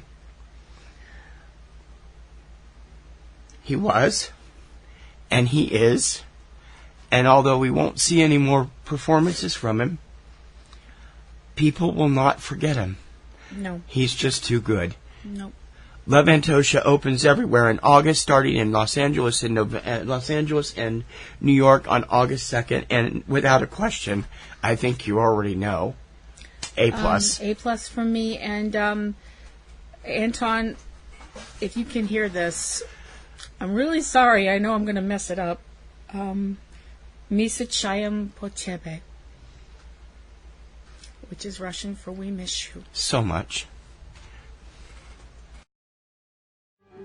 So, first sentence is, this could either be the world's biggest murder mystery or the world's most idiotic conspiracy theory. I know that I'm speaking for all my fellow Americans, expressing our deep sense of shock in the untimely death of the Secretary General of the United Nations, Mr. Dag Hammarskjold. Dag Hammarskjold was strong. Another film we saw at the Independent Film Festival Boston this year was a completely not what I thought it was going to be. I have to be honest. And it was it's just very interesting. From director and Danish filmmaker Mads Brugger, the film is Cold Case Hammerskjold, about the death of Secretary General of the UN Dag Hammarskjold in 1961 in an airplane crash. This movie spends a long time and a lot of hilariously funny hijinks in between getting from point A to point B, and it's like with a lot of WTF in between. Yes. Number one, this movie is a proponent of the assassination theory. I, for one, saw an episode of Air Disasters. Oh, that's why you know more about this than I do. Well, I knew more about it from reading about it before, but I saw an episode of Air Disasters where they conclusively proved what caused the crash of this plane. Not this whole shot down theory. And I honestly don't know if they're going by the official story or they were going by what actually was found by the, what would that be, the NTSB? Yeah. When they did it. I'm not trying to be rude, but did they have an NTSB back then? They had an equivalent, yeah. It wasn't quite the NTSB, yeah. No. I don't know. I don't know how that works. Basically, they're saying that he was assassinated because of the problems that were happening in Rhodesia, which were, he was on his way to try and broker. Yes. And it was his doing that they were a problem because he did not agree with it and did not want this to be happening. Yes. So they took him out of the equation. Yeah. And once again, we're dealing with the they that all the tinfoil hat people talk about. This film has been one of the most critically acclaimed out of Sundance, and not without reason. For one thing, its framing is hysterical. We have Mads Brugger, the Danish filmmaker, standing around auditioning a various series of secretaries who will type his dictation as he tells the story of what he's learned. On a typewriter. On a typewriter. An actual typewriter. Sitting, I believe, in South Africa doing this. And the way it's done is just so off-the-wall funny. You can't help but laugh. He's clearly putting a humorous spin on this to try and get his point across. And that's a brilliant idea. Yeah. He teams up with a journalist named Goran Bjorkdahl, who had received a piece of metal plate believed to be from the Albertina, the plane that crashed with Hammerskjold and several people on board. And he teamed up with this guy to try and find out the truth. The truth they uncovered involved a group called from the Truth and Reconciliation Commission of South Africa, the South African Institute for Maritime Research, and people involved with those organizations. Now, again, this is the arguments he presents in this film are highly convincing. They really are. It makes you believe that this could be exactly what happened. Yep. Is it? Nobody's ever going to know for sure. And for this generation, people are going, who the hell is Dag Hammerskjold? Dag Hammerskjold. They're not the only ones. He was the Secretary General of the United Nations, and he was a tough, well-liked guy. And I mean, there's also talk about how there's CIA involvement in it. Medical stuff, medical experimentation. This vast, horrifying medical conspiracy. I'm like, are you kidding me? They believe they found the wreckage site and they tried to excavate it and they were stopped by legal authorities. Which had all the tinfoil hat people going, see? They still don't want you to know. This film reminds me in the same style and substance of another film that I adore called The Russian Woodpecker, which is also gives a very plausible and, in that case, kind of convincing to me story about what really happened in Chernobyl. Mm-hmm. This one is a little bit less believable because I've studied this occasionally, being the disaster freak that I am. I've seen it on various movies and television reenactment shows, and I'm not so sure I buy all the stuff in this film. But it is plausible. I mean, he does make a point. Mm-hmm. These are plausible things that might have happened. Yep. You knew nothing about this, and you still were kind of interested in seeing it because of all the word of mouth that came out of Sundance. Well, I was Ryan, our friend who runs IFFB, said it was the best film he saw this year at Sundance. I was interested because you were interested, and I was like, well, if you're interested, then it's going to be something worth seeing. My thing with this film is the fact that I was having a flashback to another film. While we're watching this film, you know that feeling that you get when you're on a roller coaster? You were thinking of New World Order, weren't you? Oh, nope. No? Okay. Nope, I was thinking of Nuts. Oh, yeah, that was true, You know how when you're on Which is, by the way, the same filmmaker who did Hail Satan. Yep. Just to let you know. Anyway. So, you know how when you're on a roller coaster, and when I say a roller coaster, I mean a proper roller coaster, not one of these steel things. I mean an honest, old-fashioned wooden roller coaster. Up and back, down and out. Up and back, down right, okay. roller coaster. A cyclone. Yes. Okay. Actual, proper, decent roller coaster. Okay. I'm a Luddite deal. So, and you're on the roller coaster, and you're going up the thing, and you're going up the hill, and you're going up the hill, and you're going up the hill. Okay, Kate Bush, let's come back down.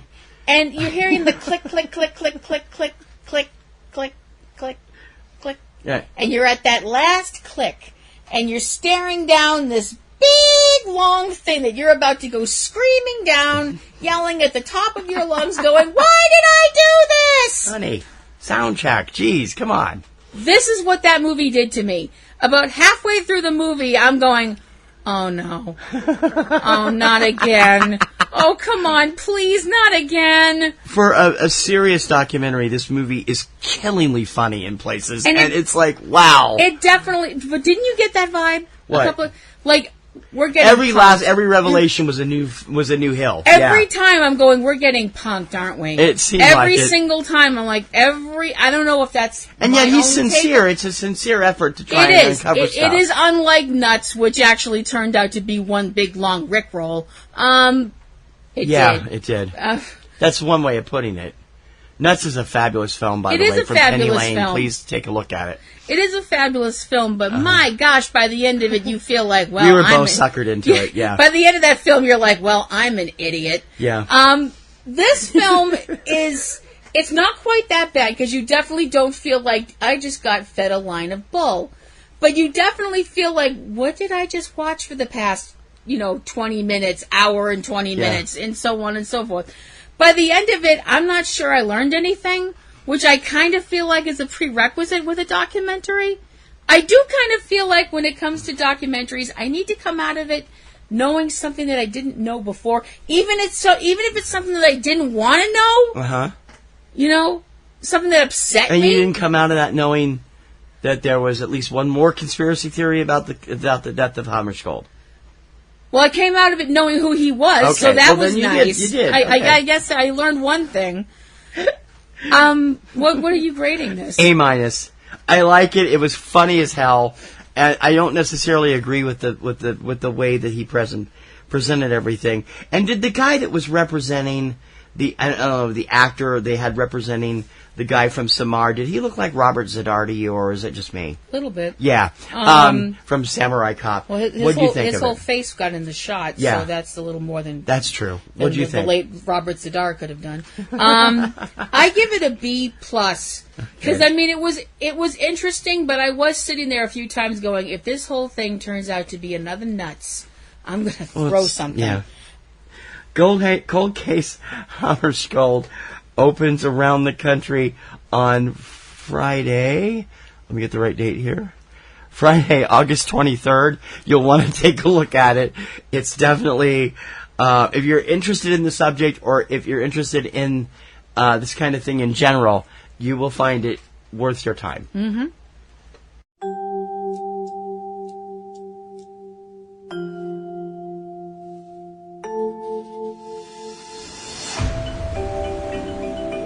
It's not something that, oh, I'm going to be a creative groomer.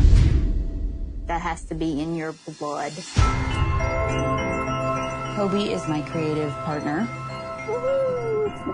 When you don't have a child... The final film in the au revoir of films that we saw during our Boston Springs Festival days is little indescribable. Yeah.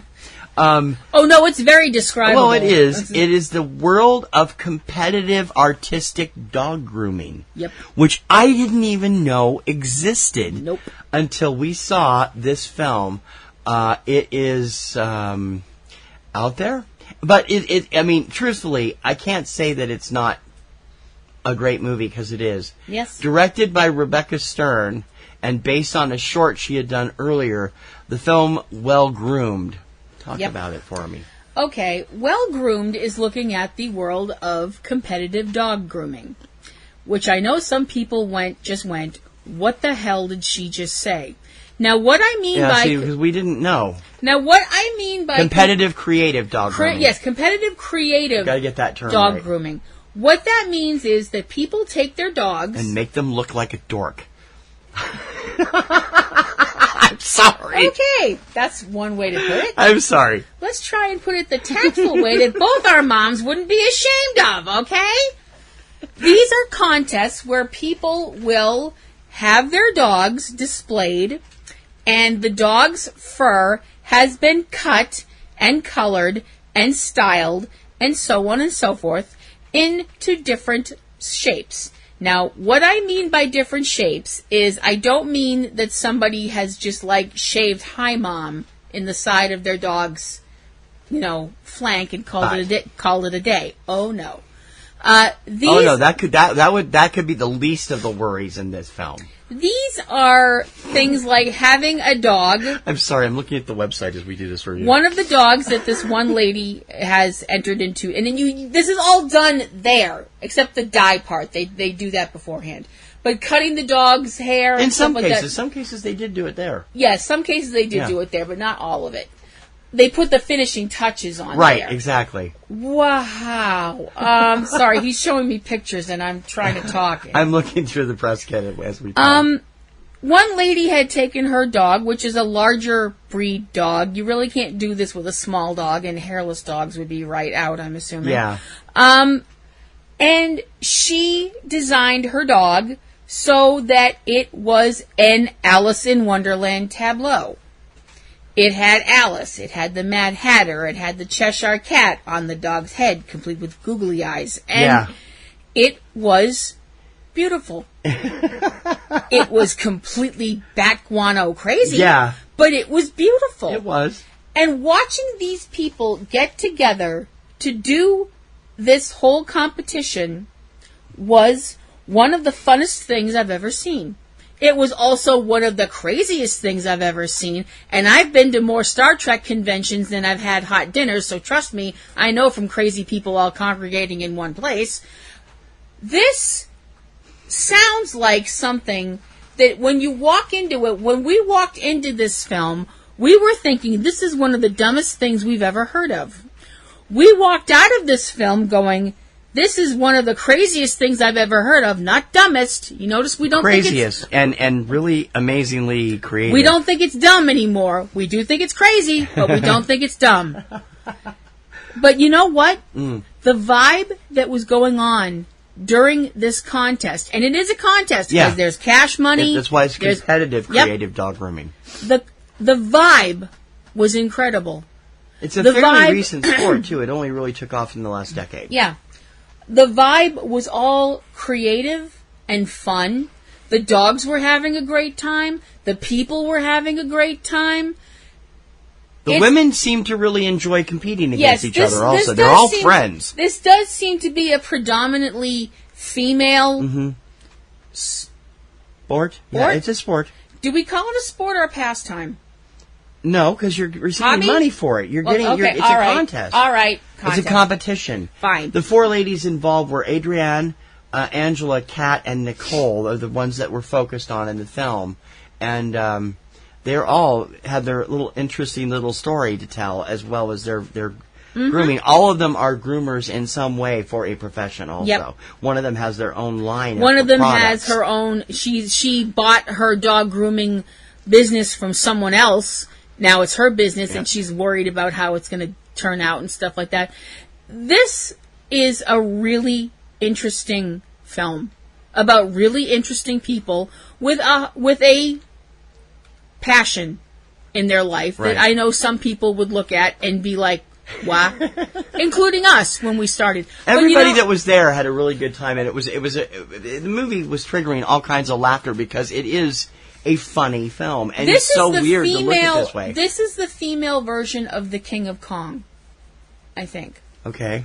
What I mean is, at the beginning of The King of Kong, the audience was laughing at the people in the film. By the end of the film, they were cheering for those people. Yeah. And it was the same thing with this movie. Yeah, it was. Let me, real quickly, the focuses of the film were Adrienne Pope and her dog, Encore, Kat Opson and her dog, with her poodles, Kobe and Zealand, Angela Kumpf, and doesn't give her dog name here, and there's one other one, isn't there? Oh, I guess not. Those are the ones that had quotes on it. There was another one, Nicole, there it is, Nicole Beckman, who had her poodle, Ira. So, and the interesting thing about it is, we were worried, and you're going to talk about how we talked about this before. We were worried that this was not good for the dogs. Yep. And you know what? The dogs don't care. The dogs They really don't. Nope. They loved it. They were just, and you could tell when they won, they were happy. Not only because their owners were happy, but because they looked good. And people were cheering them. Now, I know some people might be like, this is so stupid. This is something that people are doing for themselves. This isn't art. You know what? This is art. You know why it's art? This is as much art as someone who goes on something like the British Baking Show and makes Westminster Cathedral completely out of gingerbread. And you look at that and you go, wow, that's totally amazing. Or somebody who does the Mona Lisa in macaroni. Or whatever, anybody who does something where they take something and create something new from it, that's art. It's just that it's not a medium that you're used to. It's not the medium you feel comfortable with. And you know what? That's not the artist's problem. Yeah. I enjoyed the heck out of this movie. I learned stuff from this too. movie. And I liked it a lot. I gave Well Groomed an A+. I give it an A. It's a fun movie, and if you get a chance to see it, you should. It's currently still on the festival circuit, including showing in upcoming days as we are recording this at the Rooftop Film Festival. That was actually last week, sorry.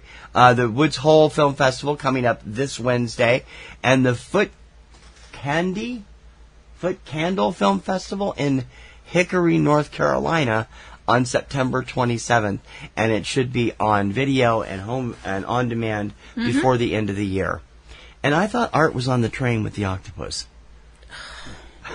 The one private joke he has to bring up, and it has to be that one. The best movies. Subject Cinema. A couple of weeks ago, for the first time in 5 years, we were finally able to get back to one of our favorite things in the Boston area. Yep. The Brattle Theater's annual Trailer Treats show. When we were going before, they were also doing the Trailer Smackdown, where they were having fake trailers made for a topic that they gave with specific things that had to be in it.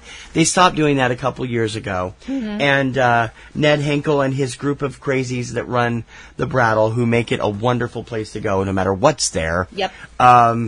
Do this thing every year. And it is just so much fun. What they do is they end up getting trailers, some known, some obscure, some this year for the first time adding in music videos. The Brattle just bought a huge collection of trailers and music videos on film from one of their benefactors. Apparently back in the 80s, some movie theaters were running music videos, I would assume before the film or something? Yeah, they still do in some cases. I guess. Nickelodeon movies usually come with a video from one of their songs in the movie. Right. Like This Kiss was with Fun Size, wasn't it? The Carly Rae Jepsen song was with Fun Size. So it's interesting that they do that. This year's show was interesting. They had all kinds of... Ned was on stage warning us what they were doing and some of the new, really incredibly bad trailers they came up with. Mm-hmm. And it was so much fun. We have so much fun on this. He kicked things off with the video for Smooth Operator from Sade. Yep. And we've learned that from this video that Sade, as an actress, is a wonderful singer. Oh, yeah. That video is terrible. Not very good. Got the video for this, the trailer for The Spy Who Loved Me from the James Bond series. The Late Show with Art Carney and Lily Tomlin. The Killer, I'm not sure which one that was. Do you remember that one? No. Hot Fuzz, which, of course, the Edgar Wright movie with Simon Pegg and Nick Frost. Mm-hmm. Super Cops, which is shown before. This is the story of the cops they called Batman and Robin in New York in the 1970s. Yes, David Selby and Ron Liebman. Ron Liebman, yeah. Bad Lieutenant, the second film with Nicolas Cage. Mafia Girls. Mafia Girls? Whoa. And then one of the films he spotlighted that they had purchased, a movie called The Ski Bum. Now, I'd never heard of this film. I'm sorry I've heard of it now. Yeah, I mean, me too. I would seek it out just because it looks so ridiculous.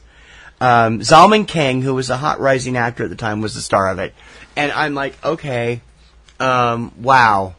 Really? Tokyo Drift was shown, the trailer for Debs, Witches of Eastwick, Pan's Labyrinth, Hellboy, Blade 2, Kill Bill 2, Attack of the Clones, Honey, I Shrunk the Kids, and we ended up the first segment with The Day After Tomorrow.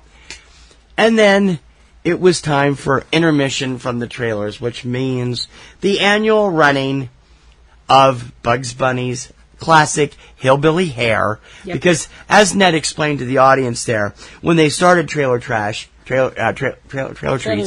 was done as redneck trailer, stuff. It was a celebration. They had a barbecue of all things, and they had beer and stuff, and then they gradually phased that out. And Hillbilly Hair, he actually said he was going to phase it out, but then he told me later he's not sure he's going to do that because he likes it so much. Don't phase it out, Ned. Please. Yeah, it's such a fun little cartoon. Then we opened the second segment with Boz Skaggs? No, Ned. Ricky Skaggs, Country Boy. And I'm sitting there going, who the hell is Ricky Skaggs? I knew Ricky Skaggs because I lived in Ohio when he was popular. My family was a country. And I made the mistake of saying that out loud, and he's looking at me like I just sprouted 3 heads. There was Warriors, which is a classic they show almost every year. A Fistful of Chopsticks, which when I saw the movie, when it was on cable, it was called My Name is Bruce. No, wasn't it They Call Me Bruce? Oh, They Call Me Bruce. They Call Me Bruce? One of question them. Mark. I don't remember. Is that the same Johnny movie? Yoon is the star of it. Yeah. It's the same movie. They said that right in the tagline. Yeah. Deadlier Than the Male, which I don't remember ever hearing of. Something called Lizard in a Woman's Skin. It's an Italian. It's an Italian, yeah. It's a giallo film. Demons, The House by the Cemetery, Return of the Living Dead Part 2, House, Frankenstein Must Be Destroyed, Dark Star, You're gonna be sorry if you ever watched I Come in Peace, Dinosaurus, which we just saw on we've Sven, just seen. isn't it? Thank you, Sven. Berserk, the video for Tom Petty's Great Wide Open, and rounding things out, an upside down and backwards screening of the trailer for Zardoz. Zardoz is kind of like a classic. They almost end every year with it. And the funny thing is, now Zardoz, the trailer is terrible. The movie was actually really good. Now that we've seen, you often hear about a trailer. We haven't talked about it yet. We will on the new show coming on Patreon. You often hear about how a trailer does a movie a disservice, either because it's got nothing to do with the movie, or it gives away a big plot point, or whatever. Looking at you, Terminator Salvation. But, I don't know, Terminator Genesis. Terminator Genesis, yeah. Actually, I think both of them did it. No, anyway, I don't think Salvation did. Anyway, but another film that had Anton Yelchin in it, by the way. It's a complete opposite with Zardoz. The trailer for Zardoz sucks. It's hilarious. It's so bad, it's hilarious. And yet, we actually saw the film. It makes you not want to see it. We actually decided to go see it when it showed at the Museum of Fine Arts on their Cult Flicks series. And we really liked it. Yeah. It was really something. We'll talk more about it later on in the show. Trailer Treats is always Ned. Thank you for such a great show. And we can't wait to see more outrageous Trailer Treats at next year's Trailer Treat show. If you're in Boston in July, look for it. Yep. Theaters are magic. You go into a theater, and I don't care if it's small little local one in your hometown or something as grand as Radio City Music Hall. When you're in the music hall and the lights go down, it becomes intimate and fascinating and magical.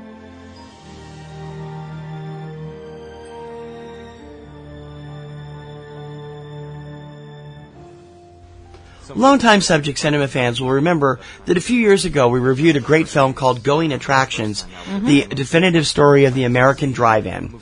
It was a great film. We talked about it a lot a couple of years ago when we did our drive-in summer, and it was actually one of our sponsors for that program. Director April Wright now has a brand new sequel out to that called Going Attractions, the story of the American movie palace. Yes. And we caught it last night, and it was... What did you think? What did you see? I thought it was absolutely fantastic. The movie palace is something that is... I don't know if I want to go here, but I'm going to do it anyway. I think it's more of a uniquely American thing. Well, the Europeans have said they came here to see ours because they didn't have stuff like that. Which is funny because a lot of ours were based on churches and things like that from overseas. Yeah. So, these were palaces. When they call them movie palaces, they're not kidding. These were places that were built up so people could go to the movies and take themselves out of what was going on outside. Right. These were beautiful buildings that were put up for when movies were in their infancy. I mean, we're talking silent movies and stuff like that. And how these buildings were where people congregated and how they were part of the movie experience, which is something that, sadly, I think a lot of people don't understand what that is. There's something special about a movie experience. Even now, we still crave the idea of seeing certain films with an audience. Definitely. Riff Tracks is helping bring that back. A lot of, every time we go to the Riff Track shows, they are jam-packed with people who are there to join their other friends and strangers in riffing a bad movie and enjoying it, out the wazoo. We do. Oh, definitely. We went to we loved the communal showing of Birdemic, the premiere of it when it was up here, which we saw at the Brattle. And we've done that with Star Trek II at the Coolidge and The Wizard of Oz at the Coolidge and Metropolis at the Coolidge. I can speak from personal experience of the fact that one of my favorite films that TC can't stand is Gone with the Wind. I love this film. It's an amazing film. It's incredible. It's an amazing to watch. chick flick for 1939. It's very divisive. I know. Don't send me hate mail. But all the times I've ever seen it, I've seen it on television. Right. This year I got to see it on the big screen because our local Showcase Cinema had it on the big screen. For Fathom Events thing, yeah.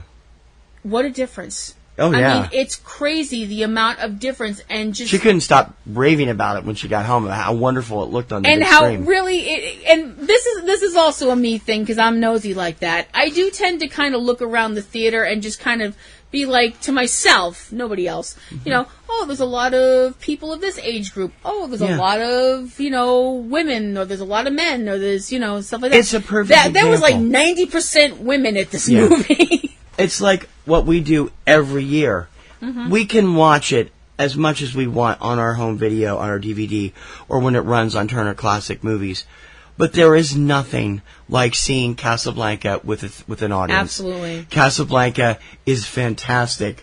And when we've seen it 3 or 4 times at the Brattle for Valentine's Day, and I know it's run at the Coolidge as well, and the audience actually started singing Le Marseillaise during that segment, which was amazing. We were actually upstairs for another movie. The audience that can speak... people were applauding and singing along. Yeah. One of the times at the Brattle. Yeah. We don't speak French, so we were just kind of sitting there going, hey, it's yay. an amazing experience. It is a beautiful and experience. Although you can still get that in the multiplexes and stuff, you can. There's something quite unique about movie palaces, which you've never really experienced. I've never been in a movie palace. I've had the communal movie experience, which is something that I still love, and I still definitely... there's certain... Boston is bereft of movie palaces there's now. Certain films... They tore most of them down. There's certain films that you just have to see... Yeah. As an audience, with an audience. And when we talk about movie palaces, these are places that are ornate, that generally have 2,000 or more seats. Radio City Music Hall was not originally conceived as a movie palace, but it ended up becoming one. Yeah. It was the only way they could make money. Boston had a few. A couple of them are still around in other forms. The Paramount is still around, although they don't use that theater. The Wang, the Box. The Wang is probably a live performance place because of the box seats. Most theaters did not have box seats. Mm-hmm. But when you see some of the shots in these films of people that have gone in and taken pictures, risking their necks probably to take some of those pictures. I wouldn't go into some of those places now. It breaks your heart. It breaks your heart when you see some of these beautiful buildings and what's left of them, that they're covered with graffiti, that they're just completely broken and shattered. They're like somebody taking a baseball bat to a stained glass window. It's something so beautiful that's just been run down and neglected and stuff. And there's that one part in the film where they're talking about Times Square, and how at one point Times Square was all these glamorous movie palaces where you could have it didn't matter if you were somebody that was really rich or really poor. When you went into one of those movie palaces, everybody was treated well. Everybody was treated like a treasured guest. Mm-hmm. And then how over the years, how after World War II, people were leaving the cities and they were going into the suburbs, and you had little theaters and stuff like that. And how these older theaters, in order to survive, they had to, you had these beautiful theaters that now were showing all this X-rated stuff and, theaters that were for like live sex shows. Yeah. And it's so sad. She actually does talk to Matt Lambrose, who is a gentleman who runs an incredible site and has published a book under the same title called After the Final Curtain. These are pictures of dilapidated and of movie houses, mostly palaces, that have fallen by the wayside. It's heartbreaking, and you see it in this film a lot. Mm-hmm. She also talks with members of the Theatrical Historical Society, members of the Art House Collective, and a number of other people. And in beautiful form, it's led mostly with an extensive interview by Leonard Maltin, who appears in a number of scenes. April has turned out a great movie again, and I mean, she just really makes some wonderful movies about the movie industry, and particularly how America has watched the movies. I did have the experience of a hometown, small town palace.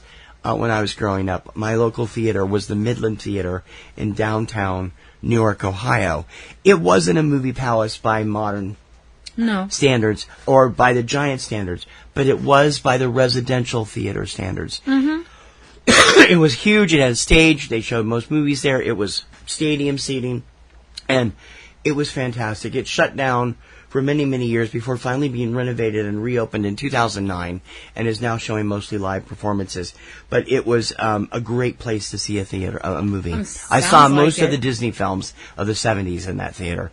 And I wish Boston had more to go to. The Paramount is still active, but they use the screening room because the Paramount is now part of the Arts Emerson complex, which above the Paramount now are dorms. And they're in the same building. You can go up and down. But they use a screening room on the 4th floor to show a lot of great movies. Yeah, we've seen the Bright Family screening room. We saw Boy Meets Girl there. We've seen Boy Meets Girl there. We saw Personas there.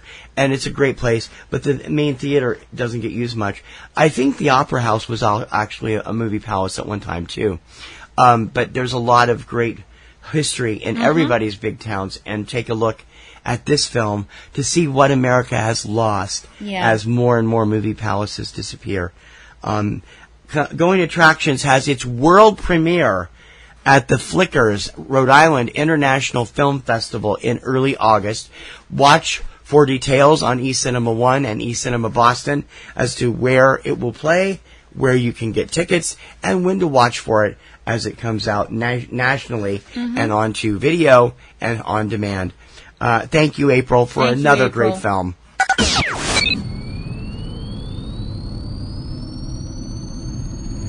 Now that all the falderall's out of the way, this is it's been a lot of fun. We were so late with it this year.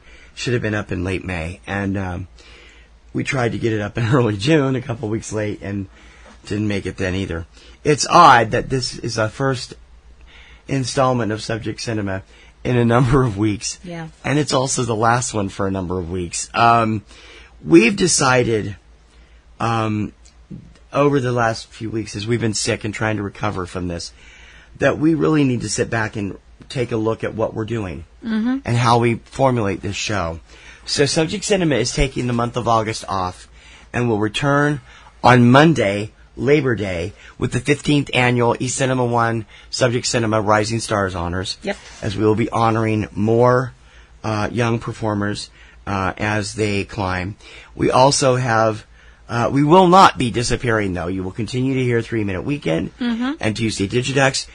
Front Row 5 and 10 will return this weekend at some point this week. Yep. And we will be debuting our new shows on Patreon next weekend. You need to be a $5 or above supporter on Patreon to hear those. One of them is our take on the current stuff. The first couple of shows will probably have a free access before we completely go Patreon only. So definitely watch those.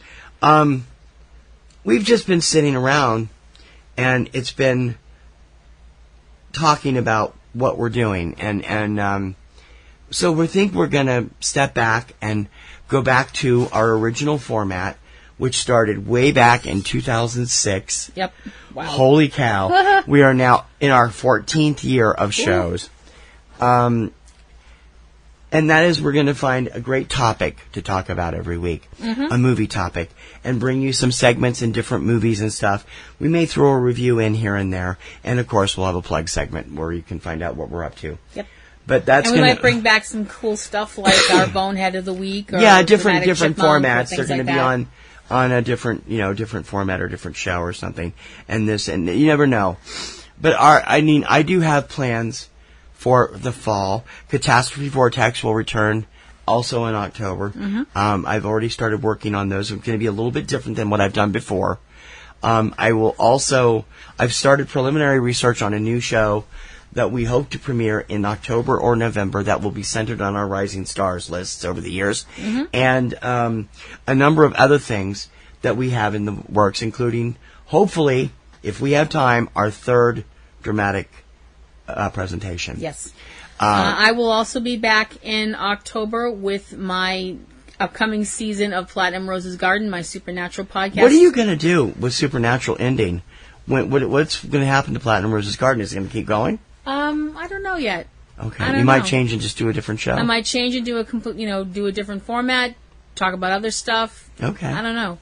But I definitely it's will worth be back. Thinking about. I will definitely be back for Supernatural's 15th and final season, during which I will plug the hell out of the idea of Supernatural getting a movie after the series Well, you got to ends. wait and see how they end the show. Or Jared Padalecki being cast as Adam Warlock. Get on it, Marvel!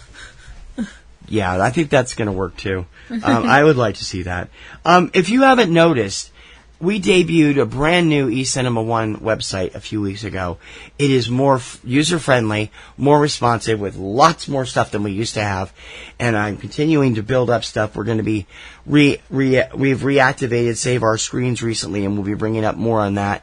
And part of that also will include April's new film. Mm-hmm. We're going to be doing a whole bunch more stuff on Patreon, so you want to be over there as a patron for at least $5 a month to get $5 a month to get the podcasts, at least 3 of them, that will be over there. And Kaiju Corner is one of those, which we gave you a free sample of a couple of weeks ago. We ask you to be with us in this next month, to think about us, and don't forget that we're not leaving you. We're not pod fading. We're telling you in advance. We're going to be off for the next 4 weeks as we regroup. And when we come back on September 3rd, we'll have new music, new intros, new everything, and a brand new outlook on things. Yes. We've been talking about doing a number of things for September, which will include the Rising Stars list and our annual fall preview, Oscar bait edition. October will bring horror and fun for Halloween. November will be bringing nostalgia to the screen, as we've been talking right now. And, of course, in December, our year-end stuff will begin. All new stuff coming up, but it's still us hosting it. So yeah, it's still the next. Sorry. We hope you like the show. We wish you'd write to us at eCinema let me get it right here. SubjectCinema at PNRNetworks.com. You can also drop her a line at PlatinumRoseL@Yahoo.com. And you can follow him at on Twitter at eCinema1, eCinema Boston, and TKR online for my music site, the Kirkham Report, at KirkhamReport.com. And you can also follow me on Twitter if you like it, PlatinumRoseL at Twitter.com. She's worth following. I don't do that much. She's worth following. She's funny as hell. Definitely follow her if you haven't. We're sorry for taking so many things going on because of the health issues and stuff and relapses. I mean, the only big thing that's really happened in the last few months, thanks to all of our sickness and relapses and stuff, is Kim's hair. Yeah. It turned purple on us. Kim's hair is purple. Kim's hair is now short and purple. So it looks great. And we've shown pictures of it. Yeah. We hope you'll get involved with all we do and keep an eye on eCinema One. We're going to have some stuff announced there, and it'll show up on eCinema Boston and our Twitter accounts and our Facebook and stuff as we go through. And keep us in mind as we prepare to bring you the 15th annual edition of the PNRNetworks eCinema One Rising Stars list, which is going to be huge. And it's being difficult because there's so many people we have to consider. That's coming up on Monday, September 2nd, Labor Day. And we'll go from there. Okay. So enjoy the next month. We're sorry we missed most of the summer, the biggest movie season of the year. We missed most of it, but we won't let you down as we head into Oscar season. Nope. It's going to be fun.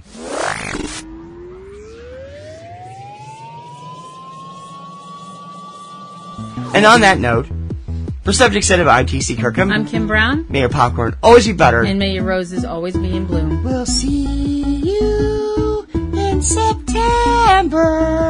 I'm really surprised you did not blow out a vocal cord. Thanks a lot. I guess your shorts really are that tight. You have been listening to Subject Cinema with hosts T.C. Kirkham and Kim Brown. Subject Cinema is produced by PNRNetworks, Boston, Massachusetts, which is solely responsible for its content. Subject Cinema theme performed by Eric Lyon. Subject Cinema is recorded and produced using Sony Vegas products. Subject Cinema is copyright 2018 by PNRNetworks under a Creative Commons license. Check out a new episode of Subject Cinema every weekend. Until next time, this is Bob Taylor for Subject Cinema, and we'll see you at the movies. That's all.